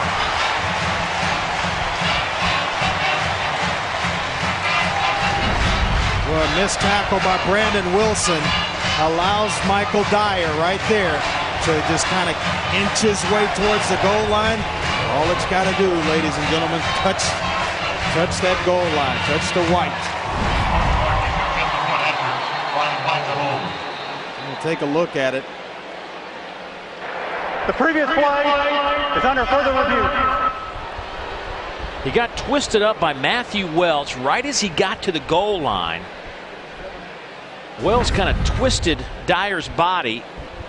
Yeah, but his legs are in the end zone, but the football you're going to see will touch the goal line right there. Just the nose of the football touches. Fans all water fountains inside the stadium are operational. His knees do not go down. until his knees go down actually in the end zone. But where's the ball? Indisputable video evidence, and the shadows there may not show enough to the replay officials to even remotely think about overturning that. I think it's a touchdown. The ruling on the field is confirmed. Touchdown. Andre, after our 0 for 2 start. 2 for 2? We've rallied. Give one to the booth. Boy, impressive job of running the football there. As you mentioned, second and third effort on the part of Michael Dyer. But the play that they drew the the personal foul, he's running, the ball's flapping around. Strong individual, because a lot of times, a lot of backs would have put that ball on the ground. Cody Parkey in to attempt the point after. It is up, and it is good. How about the Auburn Tigers, folks? You know, you watch this team on film, and it's tough. Well, coming up, we will talk about some other very important games in the Southeastern Conference. Stay with us right here on the SEC Network. The Tigers lead it by 7.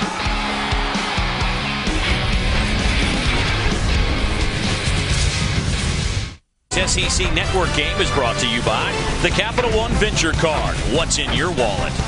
Champion, it's how you play. Allstate, you're in good hands. AT&T, rethink possible. And by Buick. See real stories of human achievement on the Buick Human Highlight Reel at ncaa.com/Buick. It's hopping at Jordan-Hare Stadium. The Tigers have scored 2 touchdowns in the last 5 minutes and 38 seconds to take a 28-21 lead. 4:51 to go before halftime, and a full house here on the SEC opener of 2011. That last drive, 6 plays, 59 yards, a minute 50 off the clock. Dyer with a 2-yard touchdown run. Cody Parkey booms it through the end zone. Some headlines from around the SEC, starting with, of course, the big news this week as the SEC presidents accepted Texas A&M on the condition there would be no litigation. But obviously there's a lot of issues to be resolved before that can happen. Then Alabama and Penn State. That'll be a good one at 3:30 on ABC. And then South Carolina and Georgia at 4:30. A huge game for the Dogs in so many ways. And a big one for South Carolina on their quest to win an SEC championship. Andre, back to the top, though. Texas A&M and the SEC. Your thoughts? I think it's a great move for Texas A&M. I think if there's any program around the country that's built to come in to this conference, it's Texas A&M. And then recruiting-wise, they've lost a lot of recruits to LSU, a couple of Florida, a couple of other SEC schools because they play in the SEC. Now they stay home at Texas A&M. Here's Ralph going up top. Has a man just off the fingertips of Chris Smith. Boy, if you could turn that one over just a little bit more, little more air under the football to allow Chris Smith to run under that. Fine effort, though. He gets inside position on Jonathan Mincy and just a little bit too far. Chad Bumpus, end around. End around and down. No gain.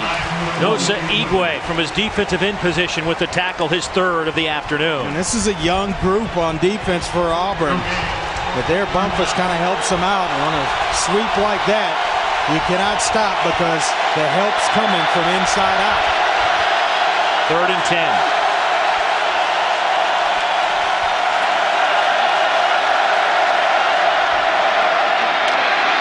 Big hole for Ballard. He needed to get over the 30, and he did.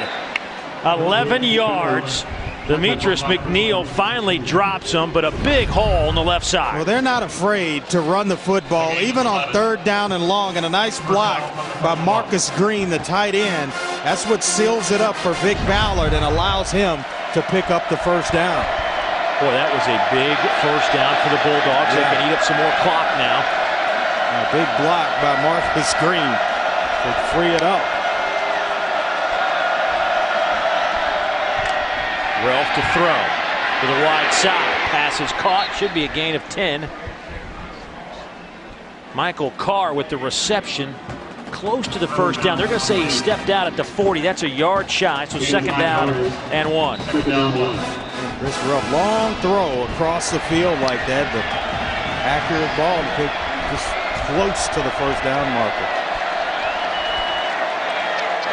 Oh, he's impressive. I got a chance to go down on the field and talk with him a little bit during warm-ups. Big, physical, well put together quarterback. Option game near side. Ballard to midfield. First down.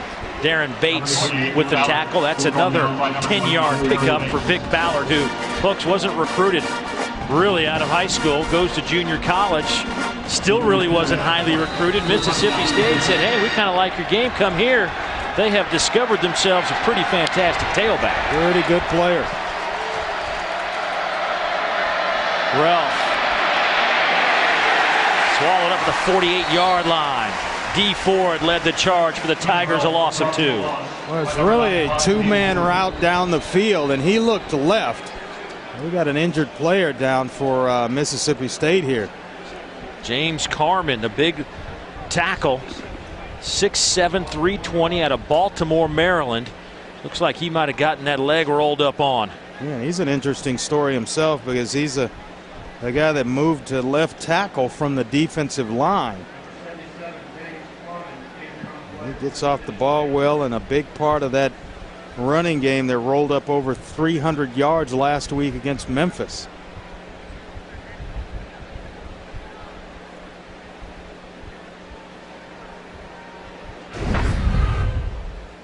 We'll see here Chris Ralph, and there's big 77. He's trying to go forward. He gets knocked into the left leg of James Carman.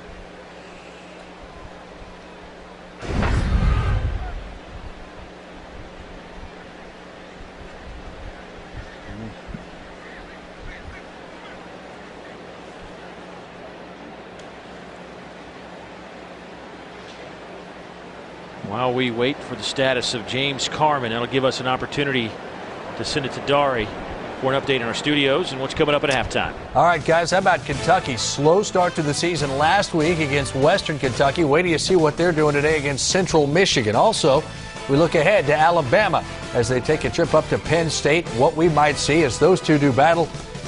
And then Ohio State, hands full at home with Toledo. It's all coming up on the Cellular South Halftime Report, guys. Thanks, Dar. We'll see you in a few minutes here. 2:46 to go before halftime. James Carman last week, a couple of early false starts. Very eager to make that switch from defense to offense, but when it all settled down, he actually graded out the best of the offensive linemen last week. Not bad from a guy that spent a lot of time on the defensive line. And well, tough to go from one side of the ball to the other, but and then to the offensive line, and you maybe could do it a little easier when you go inside at either guard or center, but to go to left tackle where you're protecting the backside of the quarterback, the quarterback's blind side, that's extremely tough, and he had made a nice transition to left tackle. Hopefully he's going to be okay.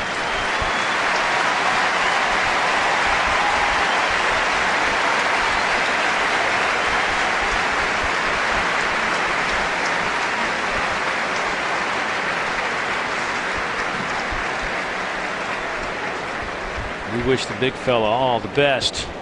Hopefully that is not too serious of an injury. All water fountains inside the stadium are operational. Please make sure so far today, Mississippi State on the ground.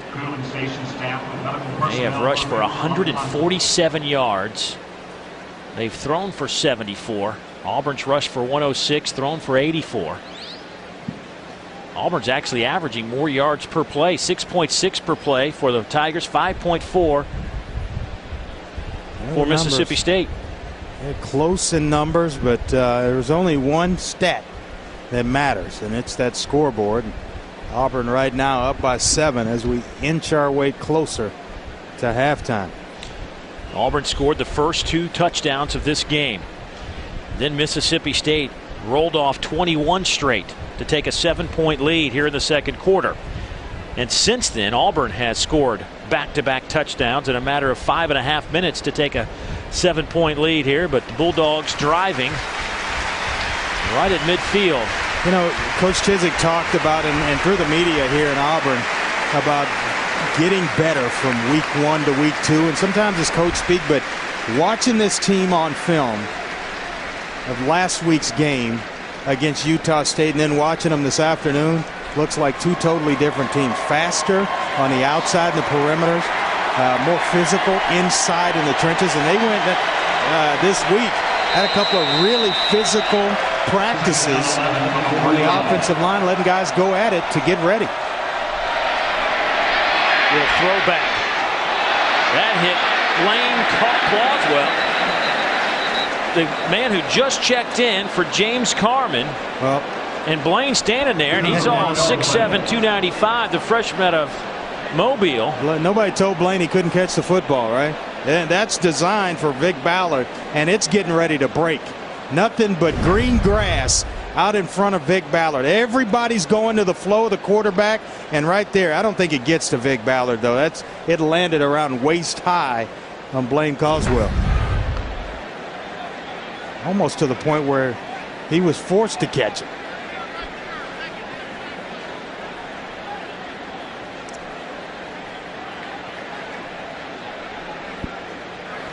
Illegal touching. Number 75 of the offense. The penalty is declined. Third down. Good catch by Blaine, though. Showed some good hands. Future tight end at 6'7", 295. So here's another third down coming up for the Bulldogs. 2.5 to go. It's third down and 11. Perhaps 2 down territory if they can pick up a few yards here.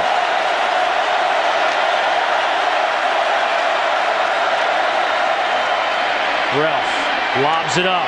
Pass is caught. First down and then some. Brandon Evans. 20 yards on the pickup, but a flag is down. Personal foul. Roughing the passer. Number 94 of the defense.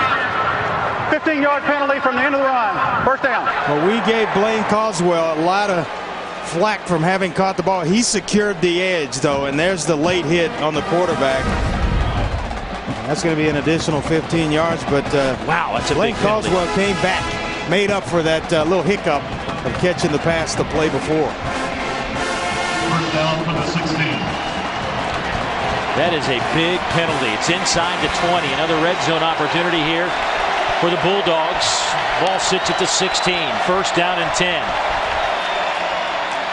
Vic Ballard gets it inside the 15. Right about the 15-yard line. Demetrius McNeil. That'll bring up second down and 9. Well, he is impressive. The ability to stop and start by Vic Ballard is just unreal. He can go from 0 to 60. As good as a lot of automobiles that are on the road right now.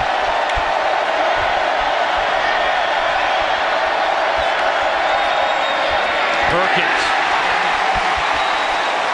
Looked like there might have been a fumble. I saw a beanbag come in there. Loss of 2. Corey Lemonier in on the tackle. There was a beanbag. Matt Moore saw it from his referee position. Well, Auburn knows that Mississippi State wants to run the football, especially down here in the red zone. They are packing bodies inside that box. 7, 8 guys in the box. 10th play of the drive. There goes Perkins in motion. Ralph. He will throw on the run. Pass is caught down at the 10 by Rico Sanders. A gain of 7. Got to kick the field goal here, Dave. Take the points. On the road, close ball game. An entire half to play. You got to take the points. Auburn will take the timeout. They want the football back with a few seconds, and as Gene Chiswick told us yesterday, he says there is absolutely no reason to take a single timeout with you into the locker room. Auburn has scored 16 times under Gene Chiswick in the last 2 minutes of the game and of the half.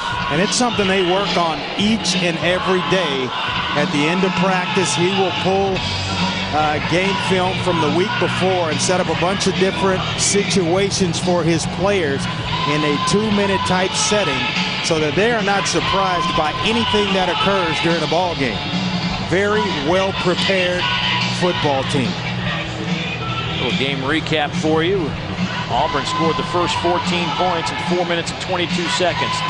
Bulldogs scored 21 straight. And Auburn answered back with 14 more. Now the Bulldogs trying to close this 7-point game down to 4 before halftime. Auburn Tigers fell out of the top 25 this week.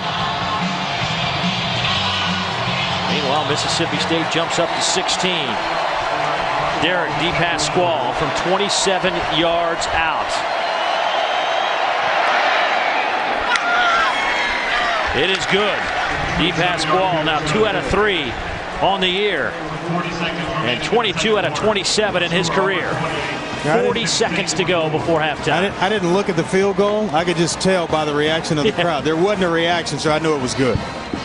This crowd is very in tuned in what's going on the field with their Auburn Tigers. Good football game. Auburn, by the way, the first team to win a national championship, and after week 1 of the following season, fall out of the AP poll. The last team to do it, believe it or not, was in 1965. Alabama, coming off a 1964 national championship, got beat by Georgia in week 1 and fell out of the AP poll in week 2. However, the Tide got back in the poll, went on to win the 65 national championship. Now, there is one caveat to that story. The AP only ranked 10 teams back then. Gene Chiswick would love to get back in the race. Absolutely, would love to get back in the mix. Jump back in, win a second national championship, back-to-back titles.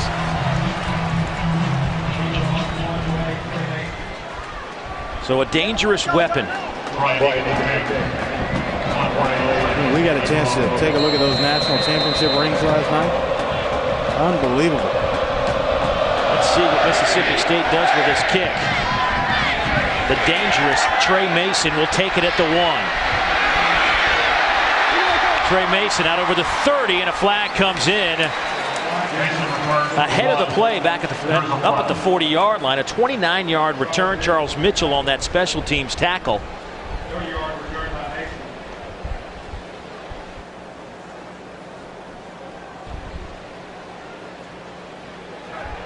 Holding. Number 58 of the return team.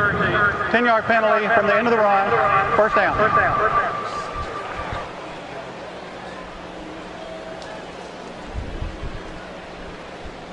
That'll back the football up to the 20-yard line. It'll be first down and 10 for the Tigers from that spot. Toyota's first and 10 line brought to you by your local Toyota dealers. Toyota moving forward. 34 seconds to play before halftime.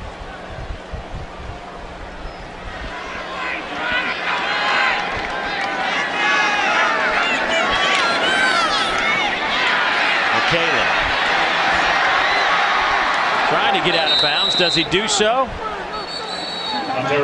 Timeout taken by Auburn quickly. McCaleb tried to get to the sideline, just couldn't get there. Just stumbled and was not able to get himself out of bounds. That is their last timeout of the first half. You know, if I sound a little more energized today, it's because I was well rested last night after that fantastic dinner we had at Jay Jacobs' house, the AD, and Miss Eloise. Man, I look forward to coming to Auburn because I know there's going to be a meal there that is fabulous that she puts on for us, and it is unbelievable. So thanks to the Auburn family, Miss Eloise, and a fine meal that we enjoyed last night.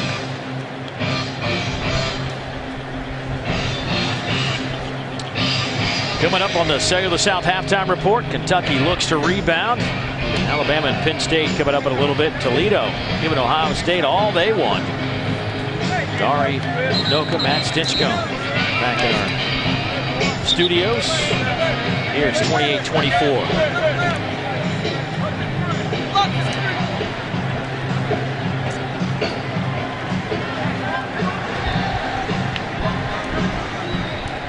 So does Auburn just run it out here? 25 seconds, no timeouts. Trying to score with any time on the clock. You can never have too many points in the first half. You just got to be smart. Trotter. He steps out of bounds. That's a first down at the 38. 20 seconds left. So these are the things that Gene Chizik talked us about. These are the scenarios they work every single day. You see Philip Lutzenberg in there. Didn't waste any time. Get out of bounds and save the clock. Little shoulder fake down the seam. Big hit. Blake holds on. And a flag comes in late at the 40. Nico Whitley, the free safety out of Jackson, Mississippi, lays the hammer on Blake. A gain of 21. And it looks like a Bulldog is down in the process. Both guys took a shot. Nico Whitley delivered it.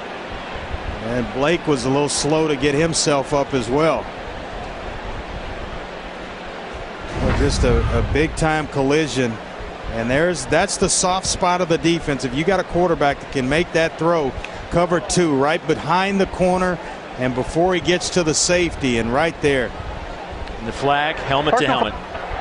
Illegal helmet contact. Number 5. 15 yards from the end of the run. First down.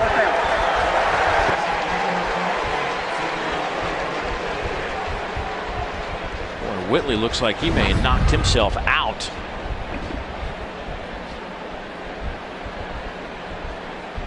Embry Blake pop up.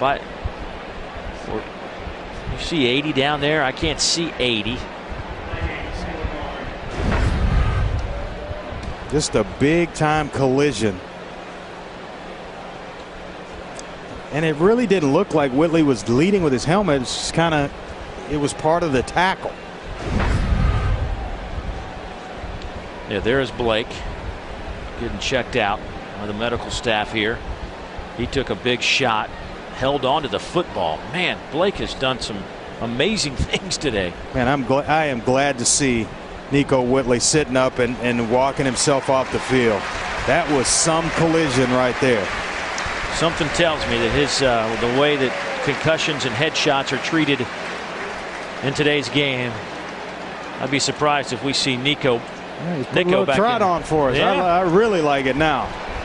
How about Blake? 5 catches, 102 yards in the first half. He took that shot. Yeah, taking shots, holding onto the ball, and now you're just about in field goal range. Down to the 25-yard line with 15 seconds left. How many plays? 2, 3? At least 2 plays. No timeouts remaining. You know, he painted this whole scenario for us. He'll sit in the meeting rooms with players, and we'll get the timeout. Mississippi State. Timeout. Mississippi State. That is their second timeout in the first half. We talked to Gene Chizik about this very thing, and he may turn the film off real quick, ask a guy, hey, spit out a name, and ask him 15 seconds left, how many plays can we run? And they've got to have that answer right away. That's how he coaches over and over, just a bunch of drills, and he takes it right into the film room. And when you get in the game, you're not surprised. You just react as a football player. You're seeing right now coaching at its best. Time on the clock, how to handle it, no timeouts, and they're moving the football right down the field to get themselves in field goal range. The coach from Mississippi State challenges the last play on the field, which was a catch. Previous play is under further review.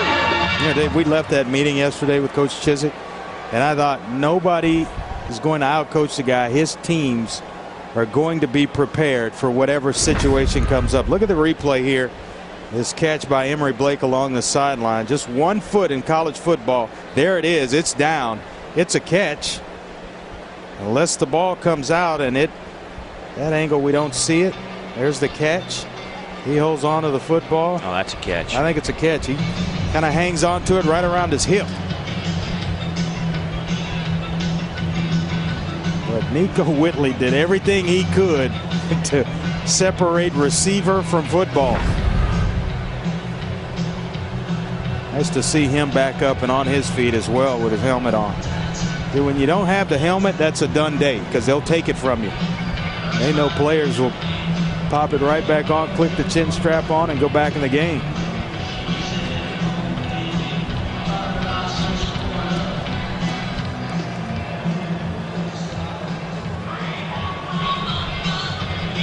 Matt Moore's had a busy first half. Yes, he has.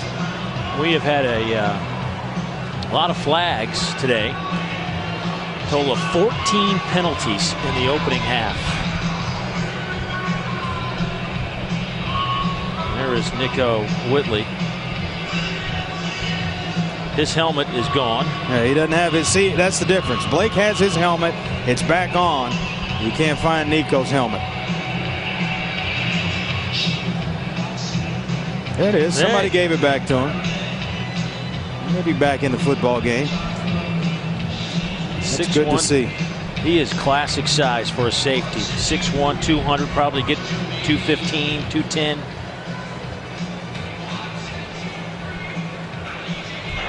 After further review, the ruling on the field stands. Mississippi State is charged with a timeout.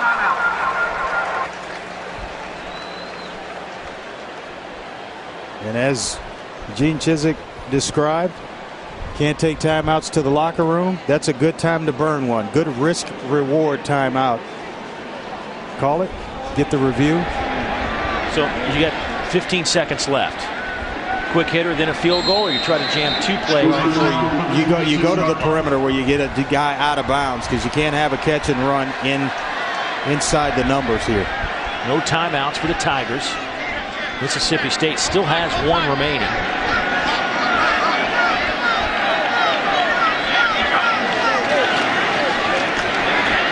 To the end zone. D'Angelo Benton, the intended target, incomplete. Well, smart throw by Barrett Trotter.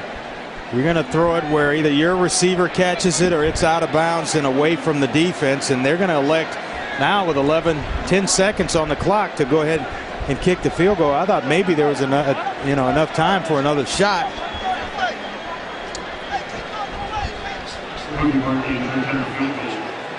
But just in case something happens with a snap, maybe you can rally the guys up and get another shot at it. 43-yarder.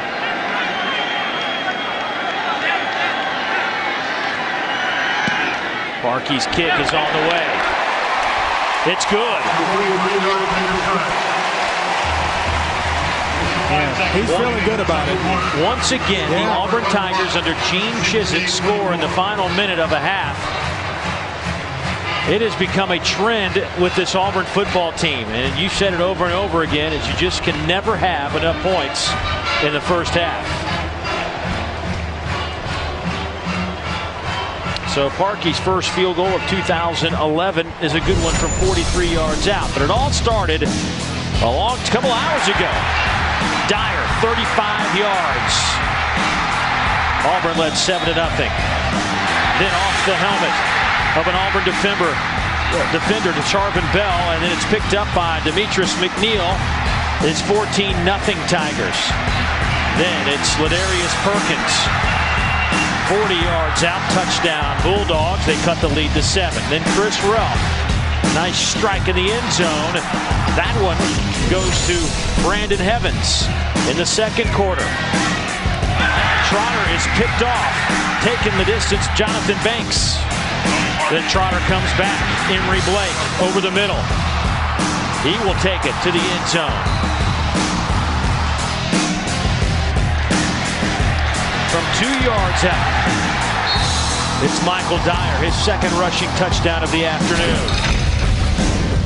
Don't look for this kickoff to go the length of the field unless he's putting it out of the back of the end zone. The last touches to the scoring drives, a couple of field goals by each team. How about 55 points in the opening half of this one? And we thought it was going to be one where you stand in the middle of the field and just throw punches at each other. Well, they're doing it just in a little bit of a different way.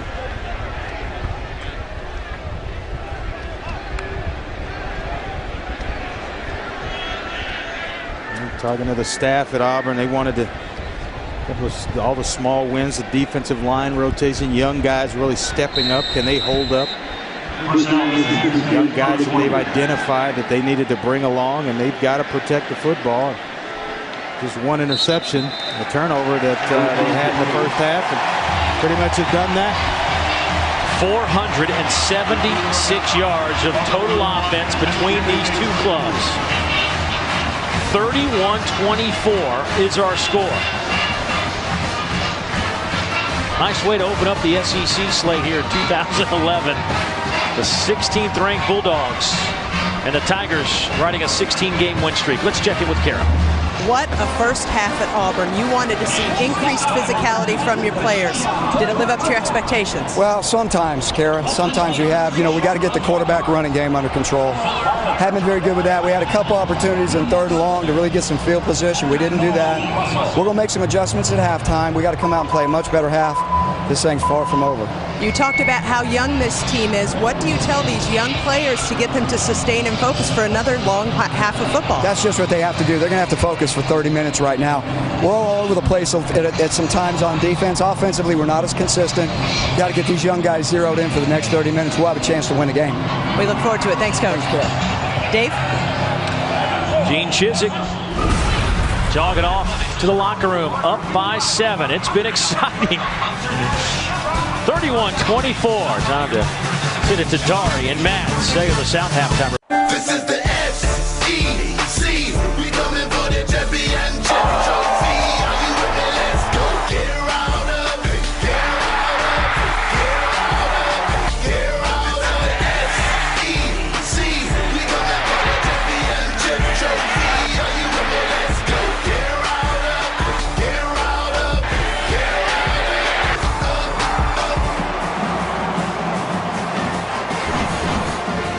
It has been a very physical football game. We've seen a lot of fireworks. 31-24, getting set for 3rd quarter football. Dave Neal, Andre Ware, glad to be with us. And well, we have a total of 55 points. We had 14 penalties, 17 drives, 476 yards of offense. We've seen just about everything in this first half, Andre. But both these quarterbacks, as we take a look at our Gulf Shores and Orange Beach playbook, both got the job done in different ways. Well, they really did. When you look at it, we'll start with Barrett Trotter. How do you beat zone coverage? There are windows in the zone. They run a switch route, bringing Emory Blake inside, and then the tight end down the sideline to draw coverage out wide. Window number 1 right there in front of that defender. It's not there. Trotter waits it out, throws it into window number 2, and then Emory Blake's going to do the rest with his legs. Yards after the catch. You love receivers like this if you're a quarterback. Flip it over to the other side, and Chris Relf, man coverage, outside wide, second man coverage inside on the slot.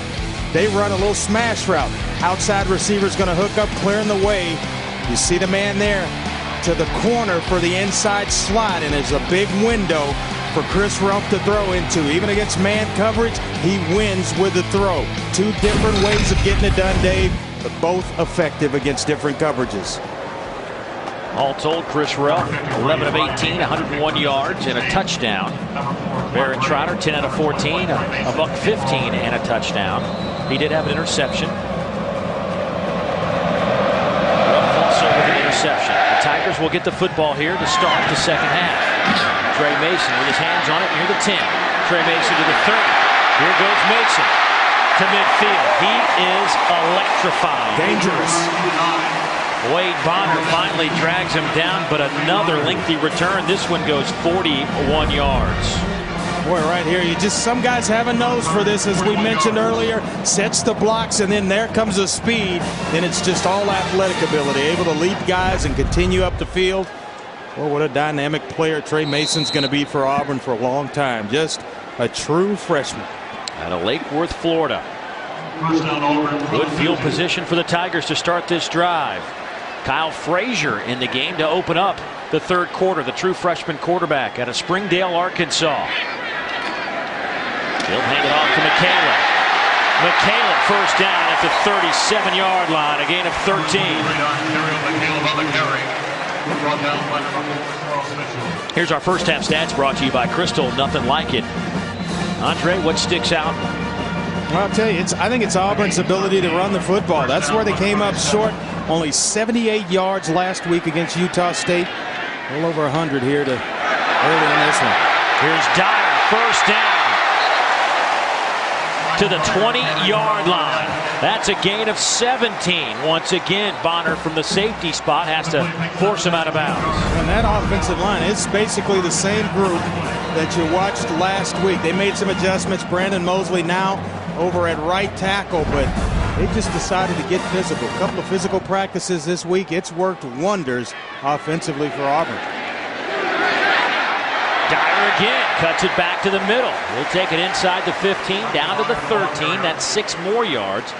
I think one of the things that stands out to me, Andre, is the fact that Auburn's averaging now over 7 yards a play. Yeah. Well, they're used to running the football. With this offense, they have to be able to run the football.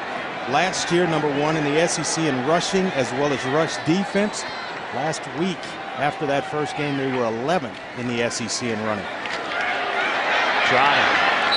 Keeps it himself. No gain.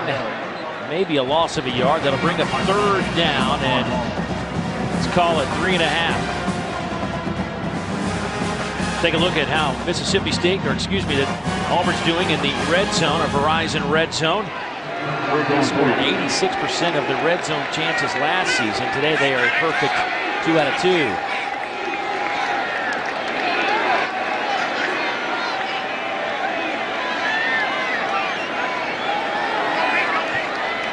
Play clock down to 8.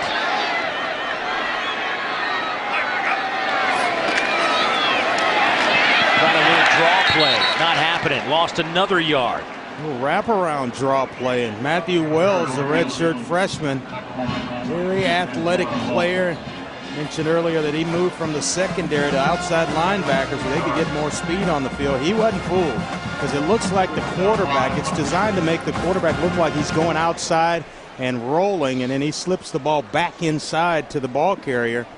Some guys don't see it, but well played on the part of Matthew Wells. The drive stalls. Cody Parkey will come into the game. He made his first from 43, this from 32 from the far hash. Ryan White will hold. Josh Harris, the long snapper. It's going to be a delay of game penalty against Auburn and make it a little more difficult. Delay game on the offense. 5-yard penalty from the previous spot. 4th down. It's a little bit too long, thinking that one over and getting everybody set. It's going to be about 5 yards longer than the previous play. Goes to a 37-yard field goal attempt now. And Cody Parkey.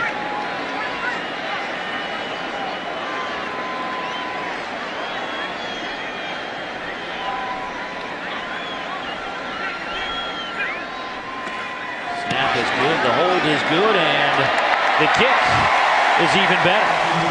Parkey, 2 for 2 today. Gene Chizik happy to get the opening 3 points of the second half, and the Tigers now lead at 34-24 over the 16th ranked Mississippi State Bulldogs.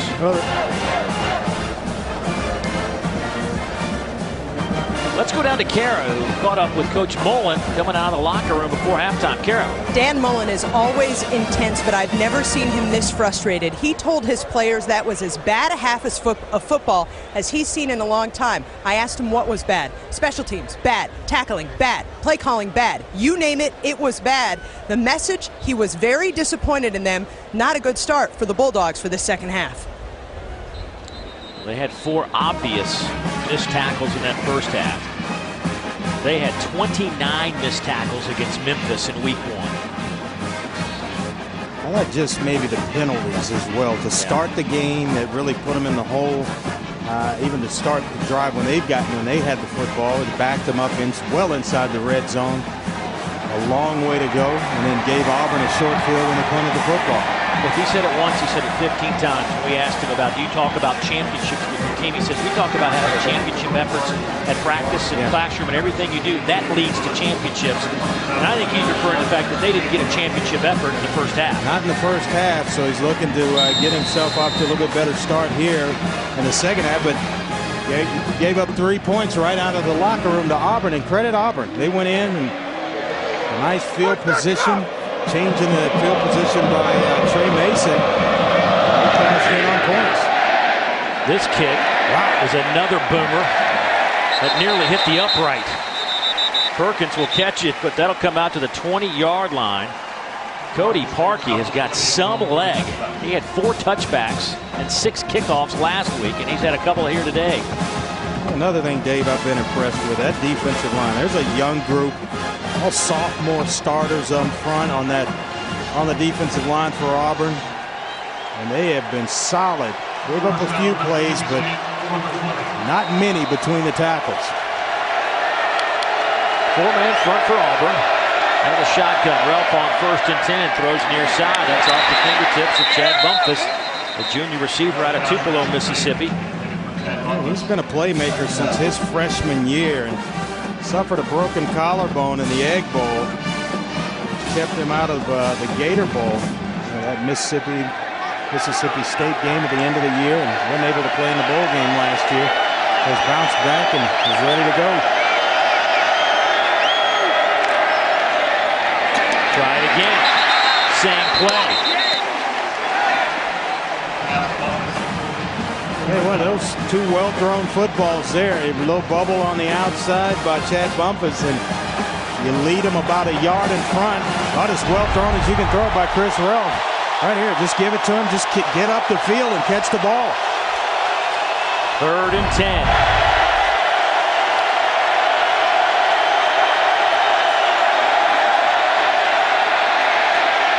Going to Bumpus again. Pass is caught at the 42-yard line. Well, you got to like that. Guy puts 2 on the ground. You stay with him. The confidence, you know, over and over in practice, he's made plays for you in game situations, critical times. Right there on the money from Chris Ralph. First catch of the game, 2nd catch of the season for Chad. After a 22-yard pickup, they'll work Chad to the other side. Chad Bumpus steps out of bounds. Let's see, at the 49 of Auburn. That's a yard shy of the first down. 2nd and 1. Ryan White pushes him out. Maybe he's a little bit better catching that particular pass, going left than right. Good situation here for Mississippi State. 2nd down and short. Ralph to throw. Wide open. Brandon Evans, 1st down at the 36-yard line. A gain of 11 to Charvin Bell with the tackle. Boy, Chris Ralph has really turned himself into a fantastic quarterback. On time with the football, never rattled, and that baby spins now. You see the revolutions on the football when it comes off his hand. Big hole for Ralph. Down to the 22-yard line. 1st down Bulldogs, 17 more yards. Well, get you thinking about passing it or throwing the football, then I'll just tuck it under and run. Nice block up front by Gabe Jackson. He had Vic Ballard in there throwing a block or 2. And Mississippi State on the move. 16 rushes, 86 yards for big Chris Ralph. 1st down and 10.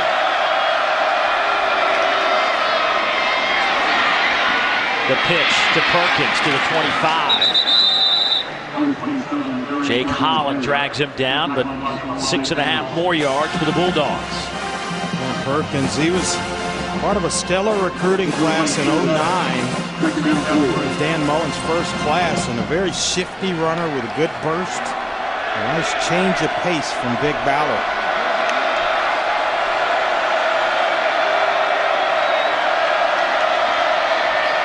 Ralph hit and dropped.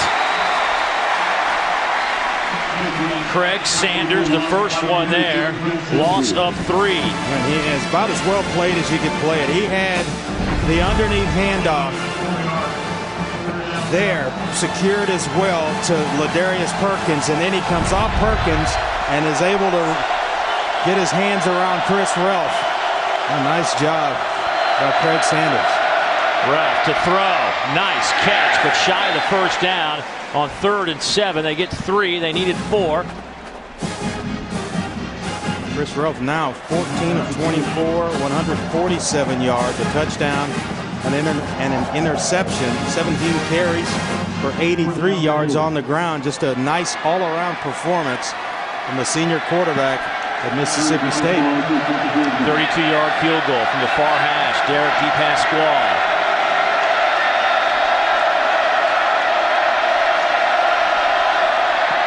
Kick is on the way, and it is good.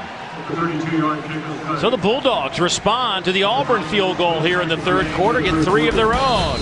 It's back to a 7-point game between the Dogs and the Tigers.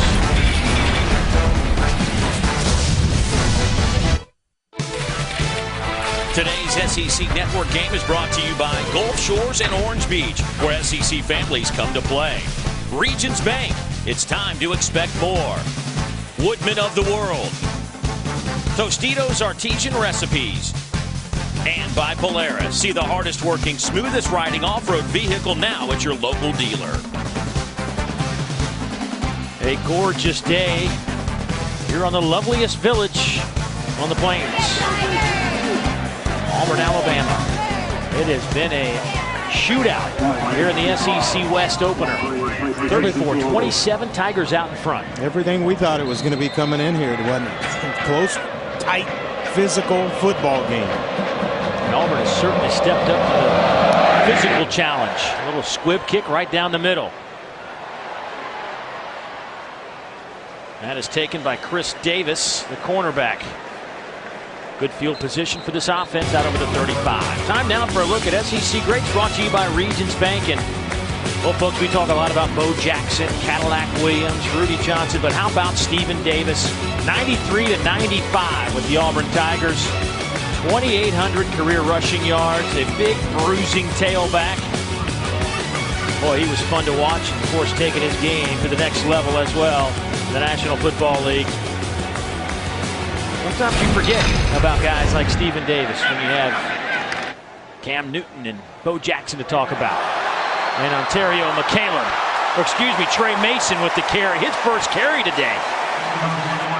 15 yards on that rush by Mason. Here's a look at some of the guys that carried the football for the Tigers over the years. Bo Jackson, 4,300 yards, leads the way. Pretty good, pretty impressive group. Here's Blake to the 45. Second down and 5 coming up. Yeah, I was trying to make a late night trade for my fantasy team for tomorrow for Ben Tate. How'd that go? Get him in the lineup. Hadn't quite finalized it yet, but we are still talking, so that's a good thing. Emory Blake jogs off the field, limping a little bit on second down and 5. Fryer, inside handoff. Bulldogs all over it. Nothing happening for Trey Mason. The true freshman lost a yard. Sean Ferguson, the first one there, the senior defensive end out of Miami, Florida. We wanted to get Trey Mason more snaps this week. They said that there's really no stage that's too big for him. Just a good, solid football player, not a guy that is that allows a stadium like this to phase him, not even as a true freshman. Just plays.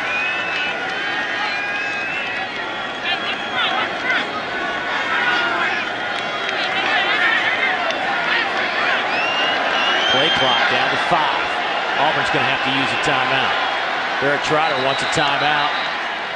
Mass confusion over there in front of the Auburn bench. There are so many moving parts. When they do a check with me, Gus Malzahn's a few feet out. He's got assistants next to him using hand signals. He's got players over there holding up signs. He's got a whole long line of numbers that some other players are flipping over. I mean, there's just a lot of things to look at. Looks like a picture of Andre Ware right there. We'll come back in a moment.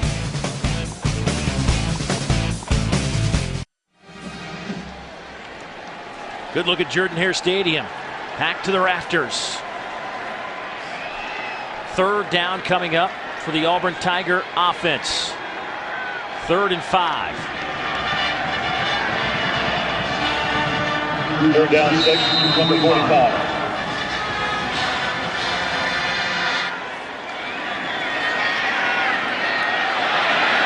Trotter. Back pedals, throws on the run, incomplete pass. Sneaking in late was Trevante Stallworth, couldn't get him the football. It's now 4th down. Well, Barrett Trotter took out one of the staff members on the Auburn sideline. I don't know who that is, if it's one of the coaches or just one of the...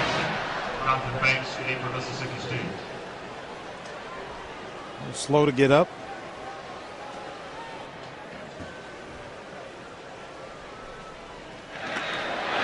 Stephen Clark hits it to 20 and will settle out of bounds at the 17-yard line. A couple of injuries in the first half, but a real big one to James Carman of Mississippi State. For an update, let's go to Kara. That's right, Dave. Fans will recall that James Carman was carted off, left knee injury. They're going to reevaluate it with more tests tomorrow, but he will not return for this game. He's actually in a brace on crutches down here on the sidelines. Thanks, Karen. That means that Blaine Clausell, the freshman out of Mobile, Alabama, the redshirt freshman, getting some work today. He wears number 75. Here's Ralph. He'll keep it and come out of traffic with it. And he'll pick up 7, maybe 8 yards when it's all said and done. Nico Thorpe with his 7th stop. Want something positive on first down? Go to Chris Ralph, and he goes behind Blaine Clausell, a redshirt freshman who checked himself in and able to pave just a little, get him some running room along that left side. 2nd down and 2. Comes to the near side.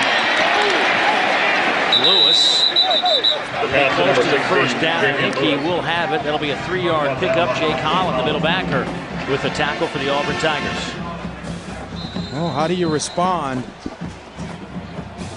when you're down like this on the road? A reach deep. Can't panic. Plenty of time in this football game.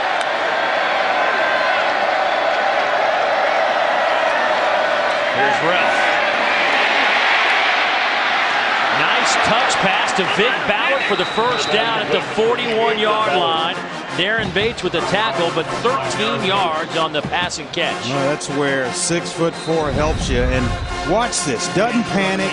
The initial read, it's not there. So he sets his feet, comes to number 2, and then right there, up on the toes, and a nice little touch pass to Vic Ballard. That's executing inside the pocket. That's a quarterback that certainly feels comfortable in the pocket as well. First down and 10. Hand off to Ballard. And right into that front 4. Igwe with the tackle for Auburn, a gain of 3.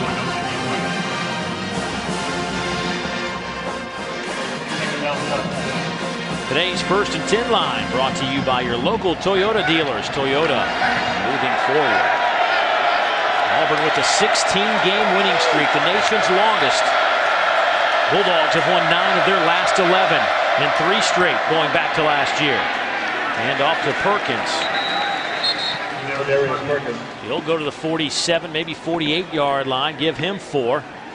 No, they're not looking to hit home runs. They're willing to take singles and doubles and just move the chain. So now you get yourself in 3rd down and 4.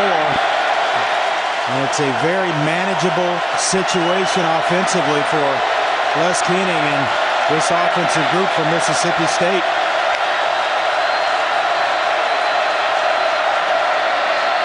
Ralph pitches it to Ballard. First down.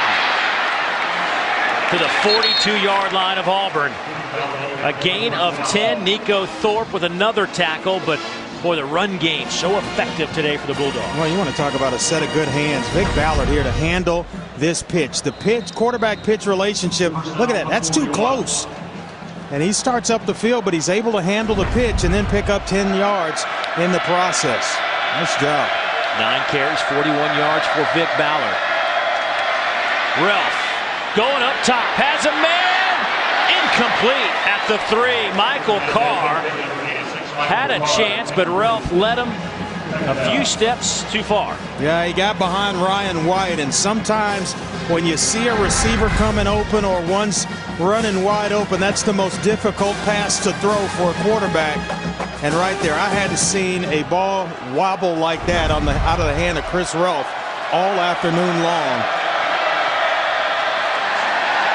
Bumpus, little throwback to Relf. Well played by the Tigers. How about that? There was a lot of grass, but Chris Davis made the open field tackle, or that could have been a huge play. Yeah, nice play by Chris Davis, but he missed. Gabe Jackson is the guy that misses the block. Watch 61. Gonna have a chance to get out here.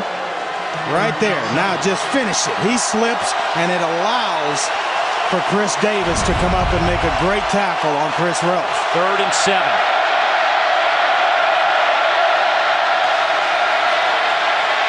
Relf down the middle. Batted in the air. Almost caught, then almost intercepted. Brandon Evans falling down. Could not hold on to the football. It's 4th down. Chris Relf waits about as long as he can, trying to get Brandon Evans to the corner, and he gets tangled up in there with Tasharvin Bell. And now, bend but don't break by the Auburn defense. It's going to change the field position, though, in the favor of Mississippi State. Baker Swedenberg. Little hit at the 5 and bounce to the 7-yard line. So nice job by Baker. 31-yard punt. Auburn backed up inside the 10. It's a good one here in Auburn, Alabama.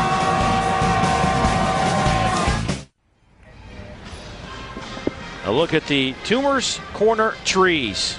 National headlines months ago as they were poisoned. They are hanging on. They were worried that maybe rolling the trees with the toilet paper after a big Auburn win might hurt the trees, but those who were taking care of the trees, trying to keep them alive as long as possible, say that by doing so, you're not going to hurt them any worse than they've already been hurt. So perhaps today, if Auburn can hold on, those trees will have some white tissue.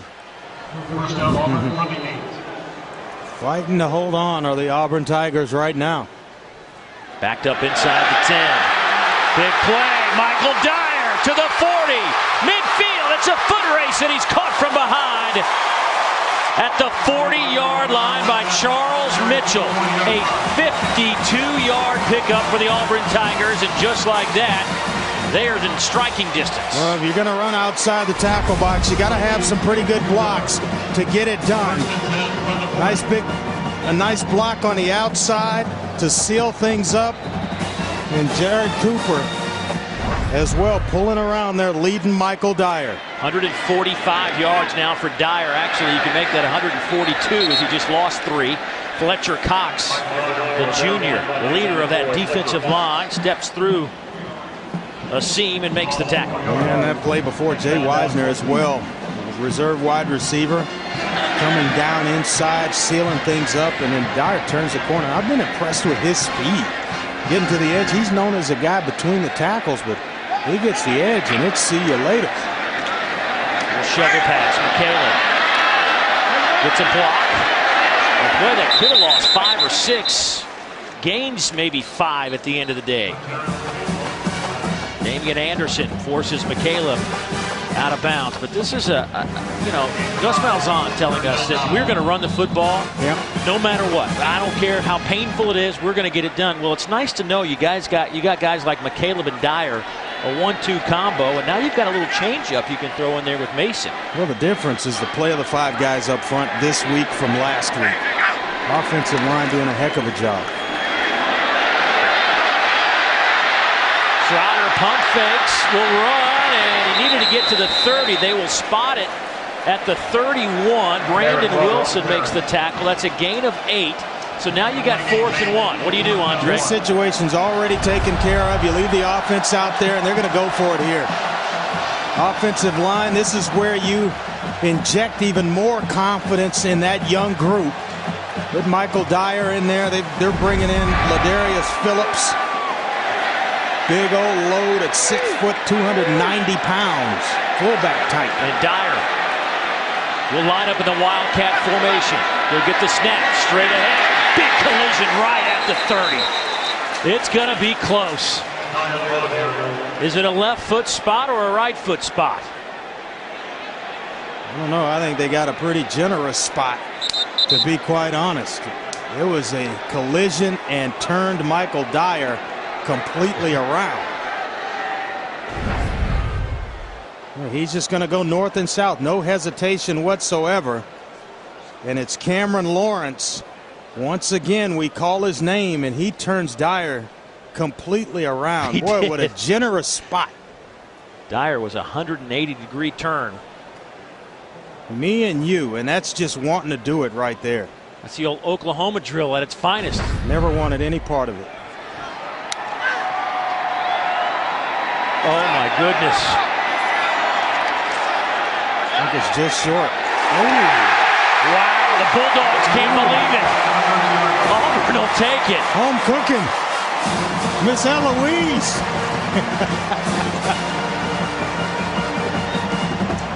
Wow. Now, you can look at the spot of this play if you want. And even challenge it, and that's why they've hurried to the line of scrimmage trying to get a playoff. They'll get the quick snap. Trotter with a handoff. Trey Mason hit by Cameron Lawrence. Second down and 10. Man, oh man. Cameron Lawrence is a football playing Johnny. He's made a nice transition from outside linebacker to safety. Here's a look at some of the toys they use offensively here under Gus Malzahn to signal in plays.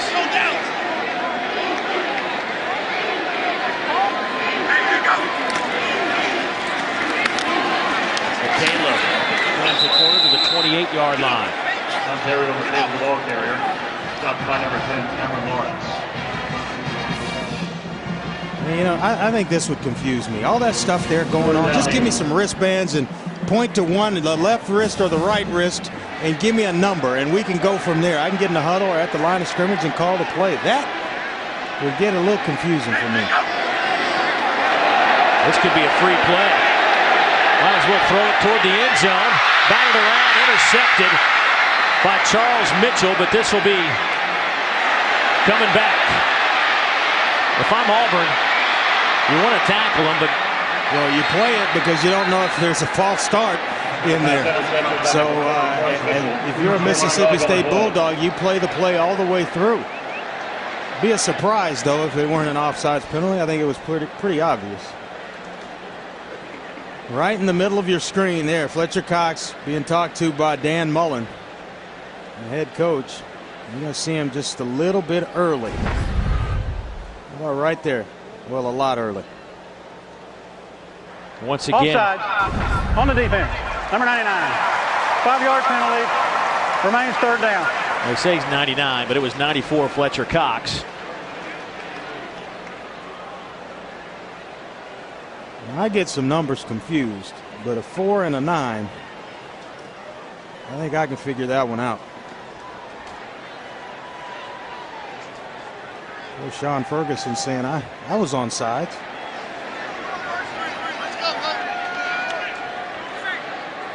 So 3 seconds to go here in the third quarter. Third down, number 44. Keep in mind, talk about a young football team in Auburn. A lot of 5-star recruits there. So Auburn will start the fourth quarter with the football, third down and 3. They lead the 16th ranked team in the country by a touchdown. SEC football, folks, doesn't get much better than this. The final 15 should be fun.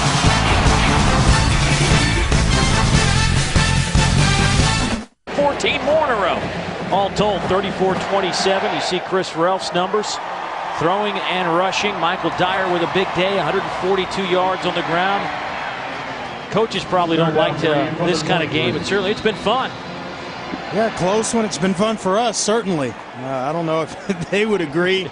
Stressful on both sidelines, but right now, Mississippi State faced with a third down and short. Quick snap. McCaleb makes the catch, first down inside the 15-yard line. A gain of 10. Damian Anderson with the tackle. That's a nice job with Barrett Trotter with a play fake. and just getting the ball to McCaleb on the run where he can turn up the field. 1st and 10. Dyer. Boy, Dyer might have had a chance if he cuts that back inside. Picks up 3. Lawrence and Banks converge on the tackle. Trying to hold to a field goal here are the Bulldogs, and would count it as a small win on this drive. Just giving up 3 points. They do not want to give up the big ones. Andre, 10 plays in this drive. This is what Gus Malzahn wanted, some first downs. Eat up the clock. Keep Mississippi State's offense off the field. Lutzenkirchen. Did he get in? Yes, he did! Touchdown, Tigers!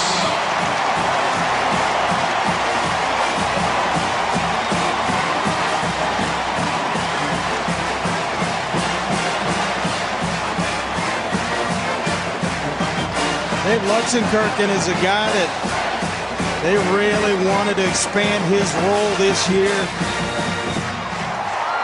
I'll tell you what, Lutzenkirchen there delivers. Stretching out, finding the end zone.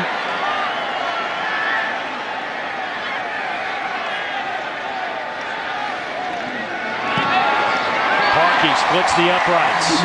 Auburn with a 2-touchdown lead.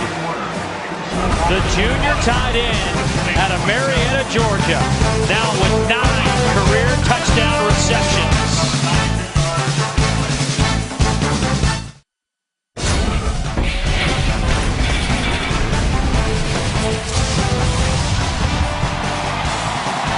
Auburn leading at 41-27. They go 10 plays, 92 yards, 4:22 off the clock. Take a 2-touchdown lead. Time for our Cellular South Conference call. Look at the early standings. Kentucky looks like they're about to even up their record. They're holding on against Central Michigan. Of course, Alabama and Penn State coming up in just a little bit. Georgia and South Carolina later on. Yeah, that's a big game. Between the hedges for Georgia, South Carolina coming to town, and a tall order for the Bulldogs. Here's where you want Cody Parkey to hit another boomer through the end zone. And he hits it to the back of the end zone. Another touchback, and Lewis will have to take a knee. McAllister's Deli is giving 2 lucky guests each a Jeep Wrangler. Visit us on Facebook.com/TFreaks for official rules, entry forms, and great weekly tailgater prizes. Visit Facebook.com/TFreaks, and you could be a big game winner. Talk about that kickoff, Dave, by Cody Parkey. Gene Chizik and we agree. If you've got a guy that can put it in the end zone every time, kick it out of the end zone. 1st and 10 from the 20. Ralph chased down and dropped a loss of 6. El Toro Freeman. Nosa Igwe. Boy, this crowd very much into the football game, and Nosa Igwe right there. Nice job of pursuing to the quarterback, El Toro Freeman, cleaning things up. Nice job of team defense by the Auburn Tigers. Official time called. El Toro Freeman, by the way, number 21 for the Auburn Tigers, missed last week's game, the senior out of Alexander City, Alabama, because of a clerical error that kept him out of the opener. Talking to Coach Chizik, he said El Toro would add a lot to that linebacking core, guy that's taken some snaps around here, and they can use all the experience they can get. Yeah, he brings a bunch of energy and experience to a young defensive unit. I'd like to know what this discussion is all about. I mean, it's almost like they're saying something about the way they're signaling information, or sideline warning perhaps.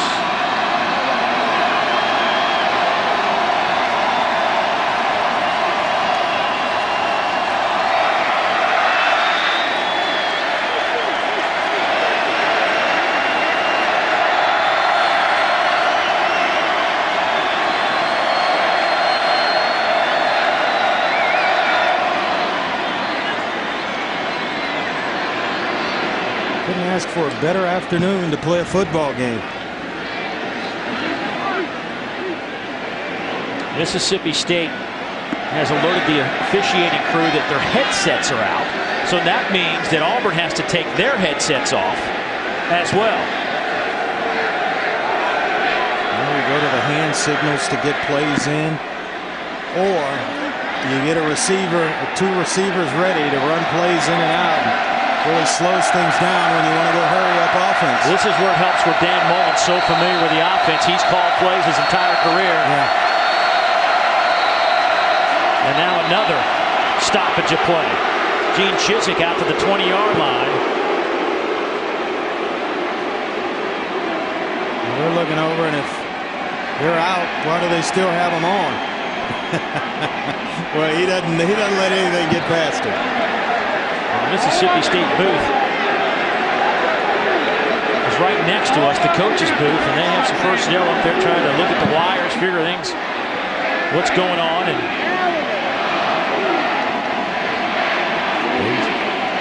people running around trying. Don't want to be that guy running around trying to make sure the cables are working. Hey, it's the age of technology. Just pull out a cell phone. Well, here we go. Crowd still in it. Second down and 15. Ballard cuts it back over the 20. Out to the 31-yard line. A huge run. Give him 16 and a first down for the Bulldogs. Chris Davis with the tackle. Another big shot by Chris Davis. Auburn's best cover man in that secondary. Ballard again. Give him 7 on this carry. And Vic Ballard now with 11 carries, 64 yards. For more on him, let's check in with Kara. After Mississippi State's last offensive possession, Dan Mullen walked back to the running backs, pointed at Vic Ballard and said, "I need you to win this game for us." He's doing his part on this drive. Play fake to Ballard. Ralph chased down, drops at the 35-yard line. A loss of 4.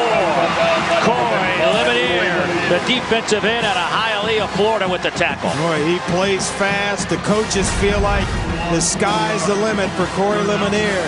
You'll see him right here. He gets by Blaine Clausell, the left tackle who came in for James Carman. Yeah, let me see that muscle, big guy. Third down and 6 now. Ralph will keep it himself. Needed to get to the 41.5-yard line. Stopped shy of the 40. Tripped up by Demetrius McNeil. That's decision time. Still and not in flush yardage on your own side of the 50-yard line. And I think Dan Mullen going to roll the dice here. He's going for it. Go for it. Got a lot of confidence. It would not surprise me if they come right back with another quarterback run from Chris Ruff. 4th down and 2.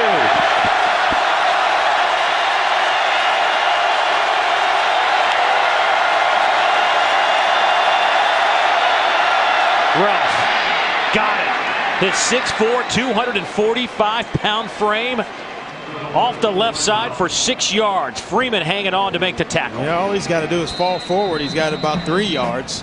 He gets to the line of scrimmage, and there, just a nice power run by the quarterback. Gets nice push up front by the offensive line, and the drive will continue for the Bulldogs. 11:20 to go in the contest. Bulldogs down 2 touchdowns. Ralph dropped again. He falls forward to the line of scrimmage. D. Ford. Coach is telling us D. Ford, Corey Lemonier, the 2 best pass rushers on that defensive front. They both have some big tackles on this drive. Credit the secondary here to Charvin Bell in excellent coverage, and his mates on the back end. Nowhere to go with a football for Chris Ruff, forcing him to hold it and allowing that front to get to him. Second down. Here's Ballard looking for a little seam. He's chased down from the backside by D. Ford. He gains a yard, but Ford ran from one side to the other to make the tackle. Boy, they're stringing things out on the front side of it and allow D. Ford right here. Now just be an athlete. go find the football and make a play. Didn't catch the number on the guy to that side, stringing things out and slowing down Vic Ballard to allow D. Ford to make the play.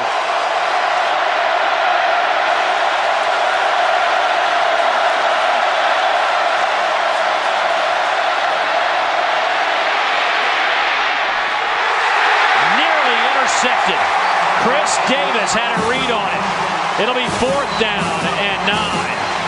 Yeah, well, he was described to us by Ted Root, the defensive coordinator for Auburn, as their best cover man. We see why. Last year, he was the team's nickel back, where you slide inside and play the slot receivers. Look at that closing speed. Just about ran the route with the receiver. Auburn played 13 true freshmen last week against Utah State, second most in the country. They played a total of 26 players on defense, unheard of. Trying to find out what kind of football team they have. Auburn. That is their second timeout of the second half. 9 minutes here. You got a chance, if you punt the football, Dave, to change field position. Tell you what, let's take a break. Dan Mullen talks it over with his troops. Back in a moment.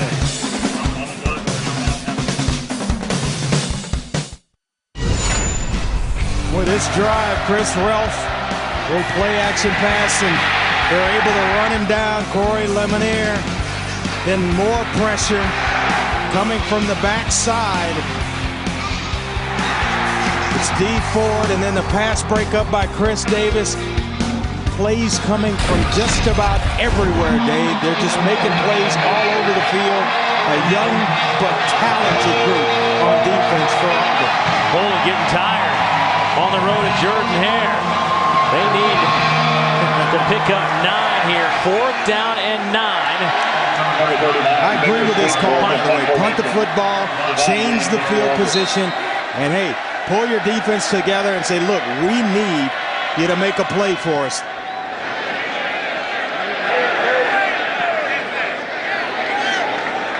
It'll be downed at the 17-yard line.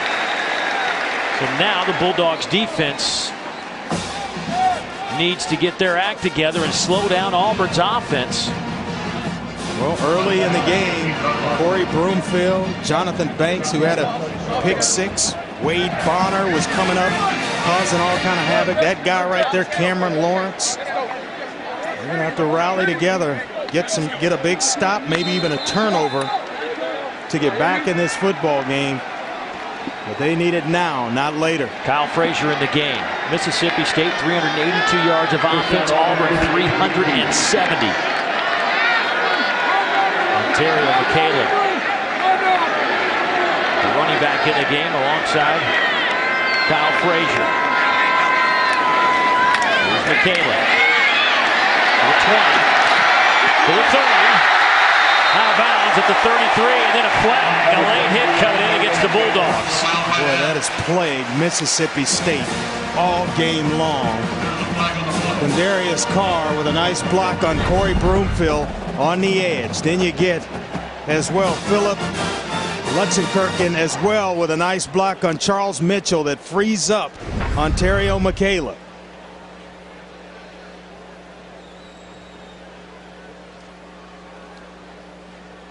After the play, dead ball, personal foul, late hit, number 6 to the defense, 15 yards from the end of the run, first down. Killer. 15 more yards on top of a 15-yard run. So a 30-yard play with 9:36 to go. Today's First and 10 line brought to you by your local Toyota dealers. Toyota moving forward. First and 10 now from the 48-yard line. Barrett Trotter back in the game. Barrett 14 of 19, a buck 36, 2 TDs and a pick. And he's dropped back at the 37-yard line. That'll be a loss of 10. Cameron Lawrence. I wondered when Chris Wilson, the defensive coordinator, was going to start to dial up the pressure. Can't allow Barrett Trotter to sit in that pocket and just kind of sort things out comfortably. They bring pressure, they get there, and it's in the form of number 10, Cameron Lawrence, the junior linebacker from Coldwater, Mississippi. 11 tackles for Cameron. a sack, a forced fumble, a tackle, 3 tackles for loss. He's had a huge game from his outside backer position. Trotter all day to throw over the middle, pass caught and dropped. Jay Wisner had his hands on it, couldn't hold on. It would have been shy of the first down by a couple of yards.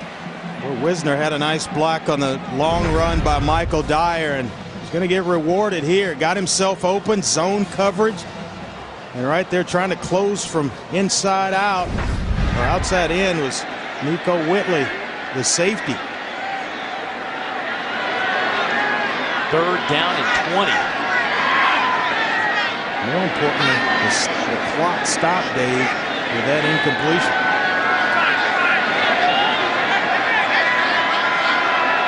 Play clock down to 3, down to 2.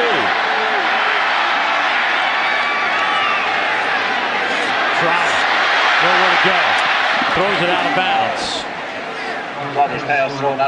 So the Bulldogs, despite the personal foul, late hit, overcome that mistake, and they stand tall and force a punting situation. But if you're Gene Chizik and the Auburn Tigers, you don't flinch because you got yourself out of a bad situation field position wise. Now you can put, with a nice punt here by Stephen Clark, change the field position and force the Bulldogs to go the length of the field, which will eat up a bunch of clock with 8:31 left here in the 4th quarter. Jonathan Banks back at the 20-yard line. Good high kick. Tight spiral. Banks fields. Fair catch at the 16. 46-yard punt. No return.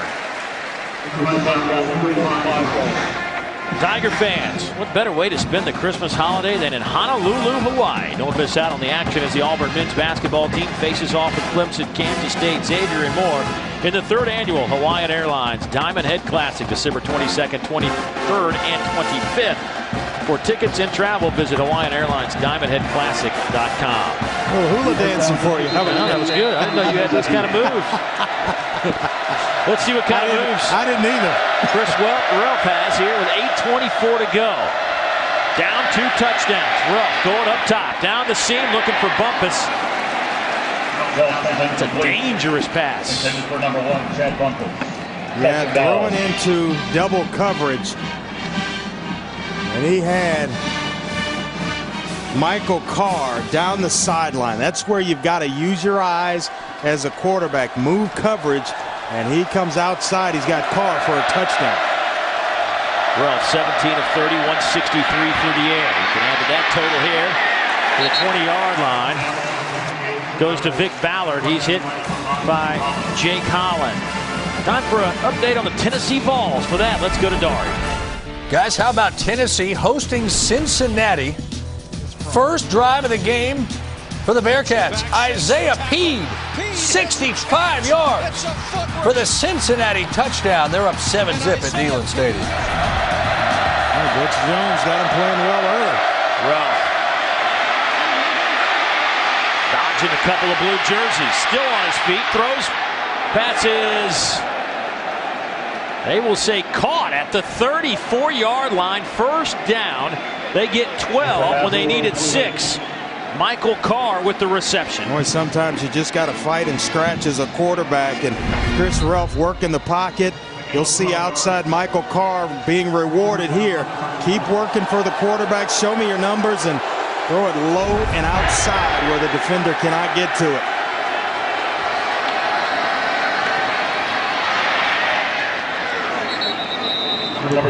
Gain of about 4 for Ladarius Perkins.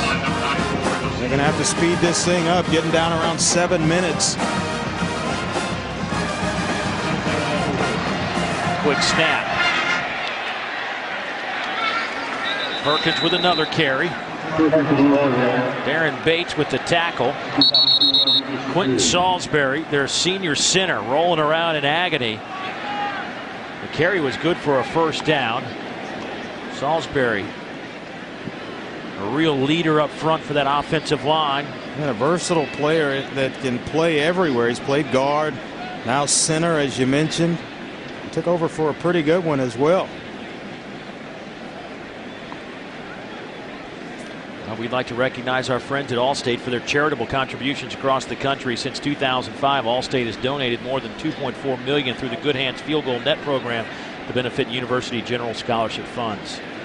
Well, you hope Quentin Salisbury can get himself up and back into the game against James Carman. I would guess that he's out of Thursday night's matchup with LSU, and you start to lose offensive linemen like that, it's going to make it tough, especially, Dave, on a short week. That is the second time an offensive lineman has been rolled up on in this game for Mississippi State. You mentioned Carman. He's in street clothes or in sweats over there on the sideline. Almost identical to the injury of James Carman. It's an important game, folks, for this Mississippi State team because it's a short week. Thursday night on ESPN, LSU comes to Starkville. And you just kind of expect you're going to get one of two. You'd like to get 2 out of 2, obviously, but you certainly would like 1 out of 2 in that 2-game stretch right here. A lot of time in this one, though. 7:08. A lot could happen.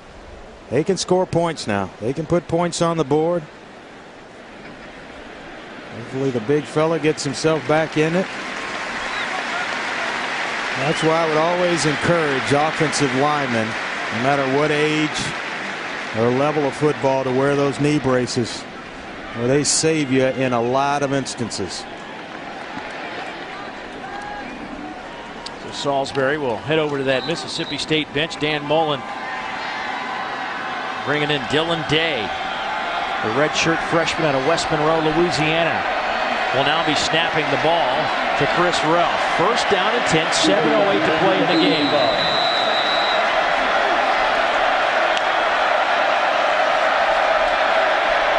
Good snap to Ralph. He's got some running room. Ralph to midfield and push back. He'll get into Tiger territory at the 48, a gain of 7. Darren Bates with another tackle. How about this? Darren Bates now with 9 stops to lead the linebacking corps. Last week, Jonathan Evans had 14 total tackles to lead the team. He has 1 this afternoon. Here's Ralph. He's going to be close to a first down. He'll be real close. They may move the chains on this. See where they spot it. Actually, it's just shy of the 45. And it'll be 3rd down and a half a yard. Perkins cuts it back. He's got the first down at the 41. But the Bulldogs, with this run game, just eating up a lot of seconds off the clock. Yeah, and coming up short like that, really, it almost hurts because the clock doesn't stop. At least with the first down, the clock's going to stop, chains move, then they wind the clock again once the ball's set. So here, really a sense of urgency, but you got to take care of first things first and get that first touchdown to get back in the game. Ralph, his 25th carry is an option play. How about the run from Vic Ballard? Fumbled it out of bounds. Vic Ballard having a nice second half. He picks up 22 yards. Give him 87 this afternoon. I don't know what Dan Mullen told him, but he heard it, and he has gone to work right here. Nice block out on the edge, and that's just pure athletic ability. Hold on to the football, but he takes a nice lick from Enrique Florence coming in late. Clock is moving at 5:37. First down and 10 from the 22-yard line. It's been a methodical drive by the Bulldogs. Here's Ballard. Stunner steps. He's to the 10-yard line. It'll be 1st and goal, Bulldogs. Another 12-yard chunk of grass for Mr. Vic Ballard. Saving some time. They're at the football. Clock stopped. Chains are moving. Ballard again. He's inside the 5. He's down to the 3.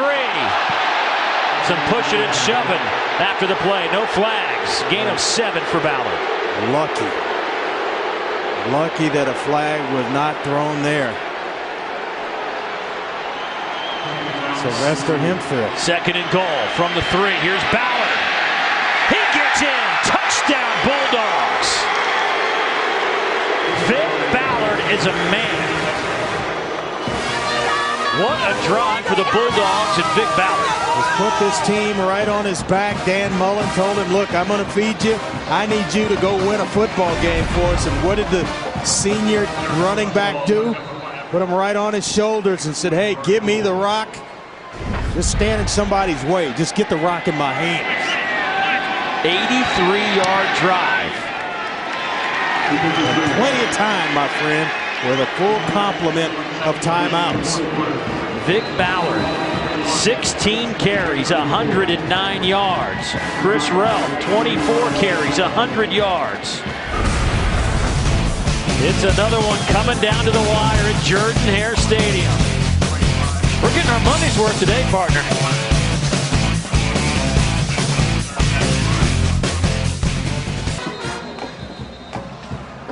Vic Ballard had 6 carries, 45 yards, and a touchdown on that last drive to pull the Bulldogs within 7. A drive that went 83 yards, and now it's the time for this Bulldog defense to stand tall. Yeah, may look back at some point if they don't tie this game up. And kind of question, why didn't we go to Vic Ballard a little bit earlier in this football game? And rest him up a little taste and then go back to him later. But now with 16 carries, he's over 100 yards and he has the Bulldogs back in the football game. Here's Trey Mason. Trey out to the 33-yard line. 4:43 to play. 27-yard return. Time now for a look at our Haviland defensive shield. We've had a lot of offense in this game, but we've also seen some defense. Early on, McNeil with an interception return for a touchdown. Also, Banks had one for Mississippi State.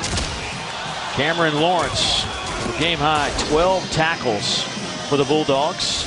Also, 3 tackles for loss, a sack, and a forced fumble. Well, you'd like to think, if you're Chris Wilson, that you'll get a 3-and-out, or Dan Mullen a 3-and-out, force a punt. And then you got all those timeouts to get yourself back in the football game.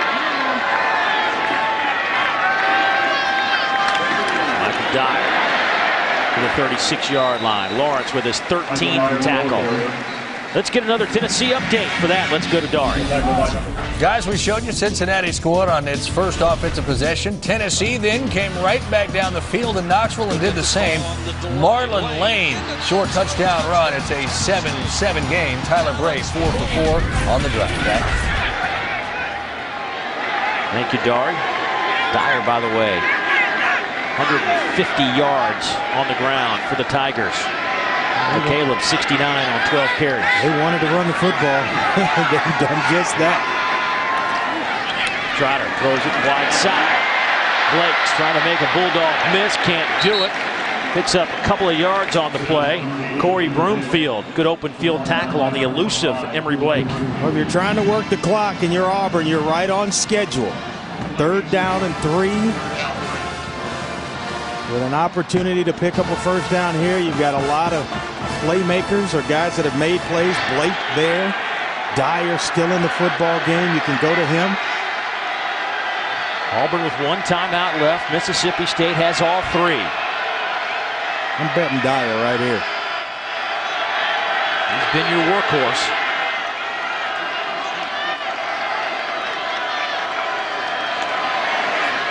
We'll throw it back to the tight end, Lutchen Kirkin. Bulldogs eat it up. Cameron Lawrence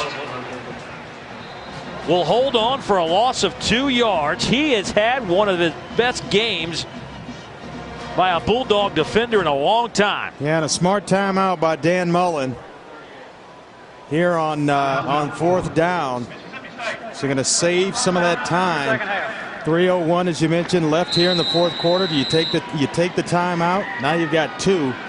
And remember, college football, it's going to stop each and every time the Bulldogs pick up a first down. So that's time saved and the 2 timeouts. This is an eternity to get back in this ball game.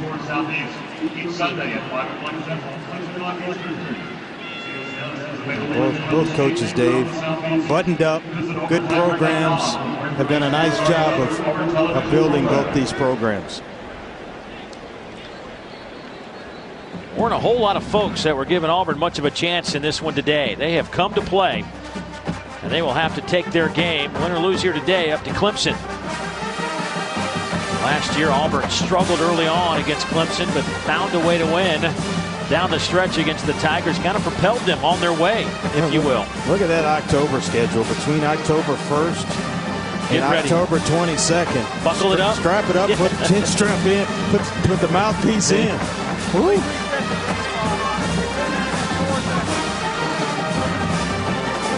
Time for our Good Hands play of the day, brought to you by Allstate. We'll go back to the first half. Emery Blake's had some big plays today, but this was impressive.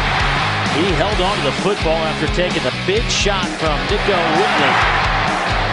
I think the thing that's most impressive, it's a big hit, but it was nice to see both guys get up and both guys back in the football game. Blake, 7 catches, 108 yards today. He has been the main target. Well, here comes the Auburn punt team. Stephen Clark will need one of his best punts. I might have to stand up for this photo finish. This has gotten pretty good.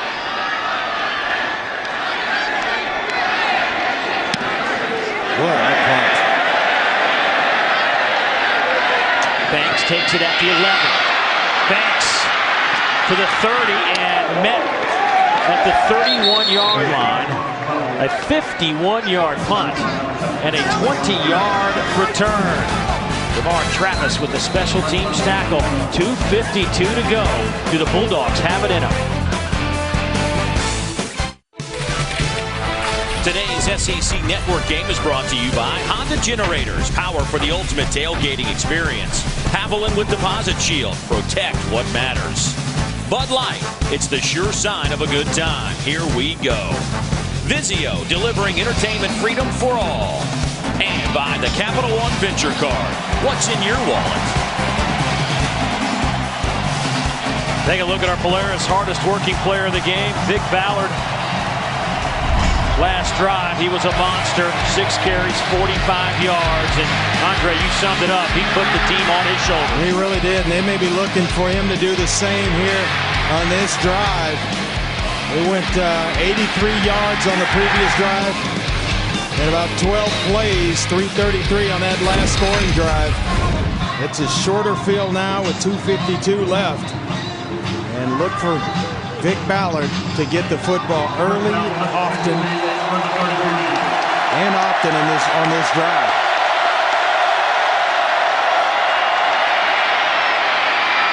Here's Ballard. He'll pick up 8 more out over the 40 to the 42-yard line. Clock now at 2:42, 2:41. Plenty of time. This is where all those summer workouts start to pay off, all the extra sprints that you run in the heat. They'll work the option to the near side now. Ballard, first down. Give him 4 on that, so 12 yards on those 2 carries. He's now up to 119 yards on 18 carries. Mississippi State closing in on 300 yards on the ground.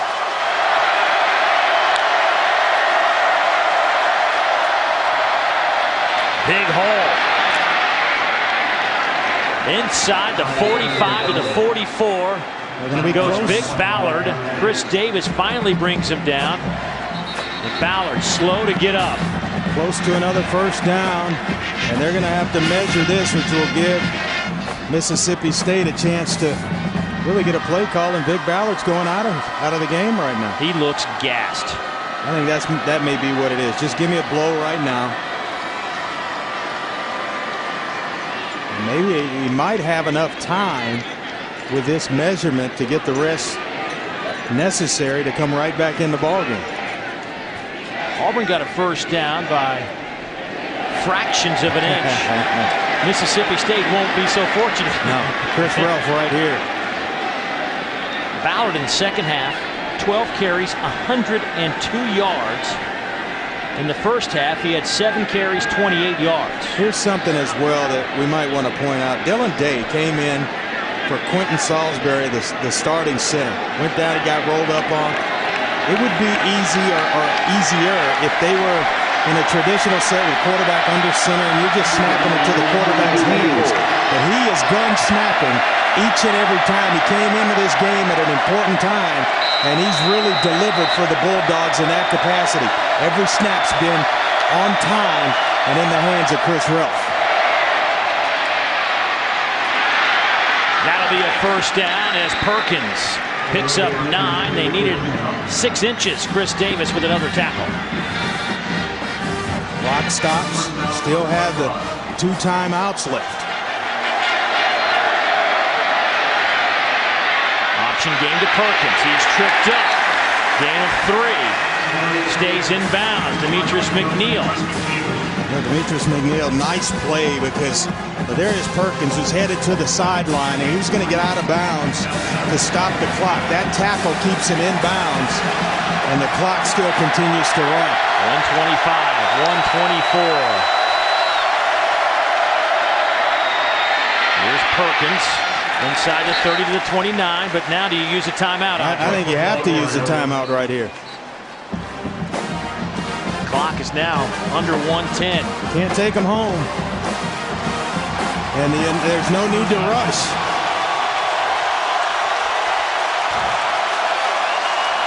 Four down territory for the Bulldogs, though. So I guess that's how Dan Mullen's looking at it, but I would have taken the time out there. They've let 15 seconds, 16 seconds go off the clock since the last play. Relf to throw. Vic Ballard at the 15, first down. Clock will stop at the 42-yard line. That's a gain of 15. Boy, cool, calm, and collected Chris Relf. Nice touch on the football over to Jarman Bell. Into the hands of Vic Ballard, the workhorse here in the fourth quarter. 5 catches, 62 yards for Ballard. Relf will keep it off the left side, inside the 10, down to the 9, and stuffed there. A gain of 4, 25 seconds, 24 seconds, and there is your timeout. There's the timeout. All right. Let's just say, hypothetical, Bulldogs able to get it in the end zone. Vic Ballard? Oh, I'm sorry. Are you thinking 2 here? Are you thinking extra point here? I think you take the extra point. The defense has come alive, and you go into overtime. But first things first, get it into the end zone. I'm thinking ahead like a coach. I got you. Always prepared over there, aren't you? Here's a look at our game summary. It has been back and forth all day long. Auburn scored the first 2 touchdowns. Then the Bulldogs responded with 21 straight. Then Auburn came back with 14 more points in a row. And then they exchanged field goals and a couple of touchdowns here in the fourth. It's been the Vic Ballard story in the second half. He has been a one-man wrecking crew in the second half. Not only in rushing the football, but he's also been a factor in the pass game as well. Dyer, 152 on the ground for the Tigers. He's been solid. Watch 2 grown men for this Mississippi State Bulldog offense. Chris Relf and now Vic Ballard. Both movies, 5 stars. Thumbs up. How about that? Tigers have won 16 in a row, trying to keep it alive. Longest streak in the country. Second down coming up for the Bulldogs. They put 2 seconds back on the clock, 26 ticks left.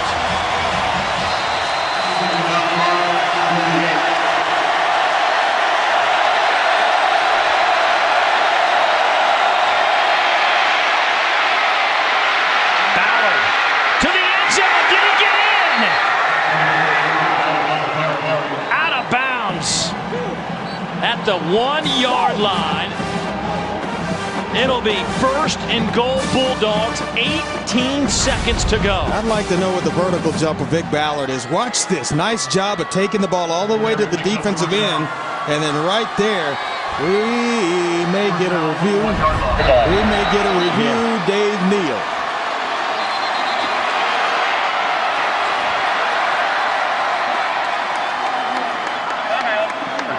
That is their last timeout, the second half. Be a 30-second. Oh, look at this. I mean, he takes off right inside of about the 4-yard line. I guess they're spotting it as if it were like a punt, where they're estimating where he would have gone out of bounds without touching. But he comes out. Remember, that goal line just keeps extending past wherever. You know, way out the stadium, down I-85. You know, I got to tell you something. I think that's close. That's close to being a touchdown. He takes off. At no point did his foot hit the out-of-bounds mark. And then he crosses past the end zone when he comes down, and the ball is... Now, they review everything else. Let's give us a review there.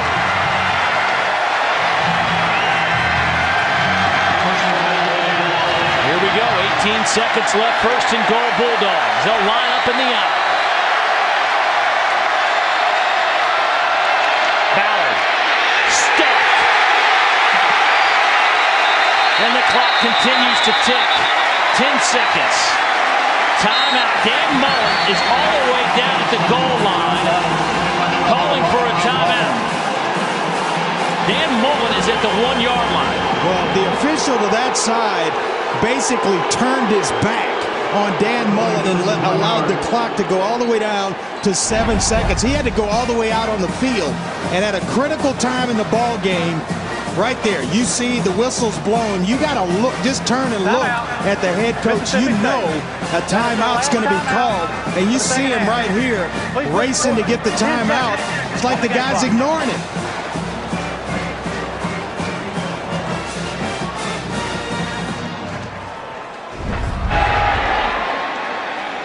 Oh, the drama of it all. Now here's something to think about. You get all the way down here. You haven't gone under center at all game long. Stay with what got you here. Spread out. Put Chris Relf back there where he gets a running start if that's where you choose to go. You know the options coming here. They've been able to do it successfully with him in the shotgun. Well, they put 3 seconds back on the clock, so you give at least the Bulldogs maybe a chance. I don't know. I mean, you have no timeouts left. Well, you almost, if you don't throw it here, you can get 2 plays if you throw. But if you throw the football here on second down.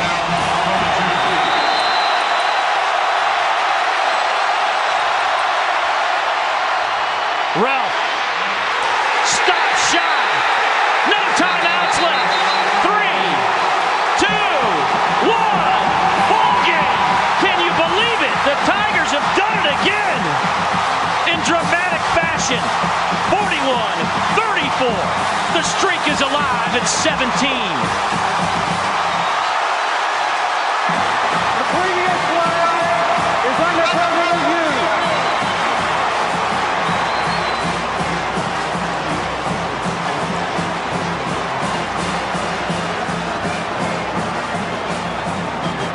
There is no question that this play will be looked at over and over again by the folks in the replay booth.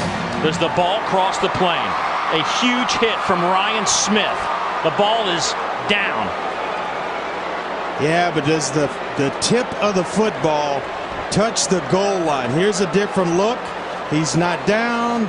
No. I think it's short. This inches. Ruling on the field's going to stand. It's going to be an Auburn victory again. And listen to this crowd when it's announced that they held him. Ryan Smith, backup safety, with the play of the year. After further review, the ruling on the field stands.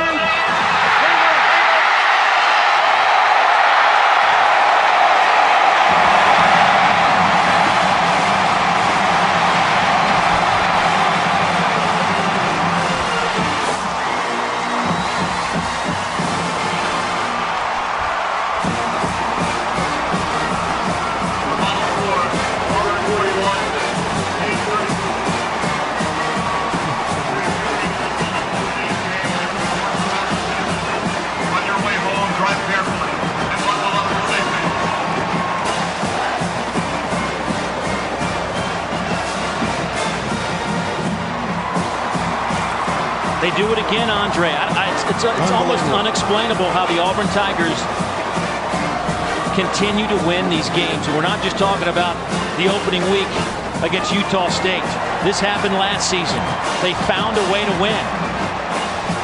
You know, it's because they prepare so well for most situations that can occur during a football game that even as young kids, redshirt freshmen, sophomores, guys that haven't had a lot of playing time, they're not afraid of the situations and the game doesn't get too big for them. Let's go to Kara.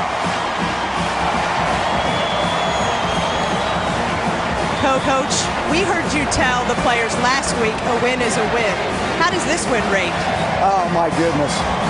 I couldn't be more blessed. I couldn't be more thrilled. You know, this is a young football team that 2 times in a row now we found a way to win it at the end. I'm just all smiles right now. What did you learn about these guys today? They're going to fight. Doesn't matter what's going on, doesn't matter how bad it looks. Our guys will fight down to the end, and that's all you can ask for right now. What do you want to see next week? I want to see much improvement next week, and I want to find us a way to win it sometime at the end or sometime before that. I'd like to see another win. Don't care how we do it. I just want the W. Great game, Coach. Congratulations. Thanks, Kara. A jubilant Gene Chizik, guys.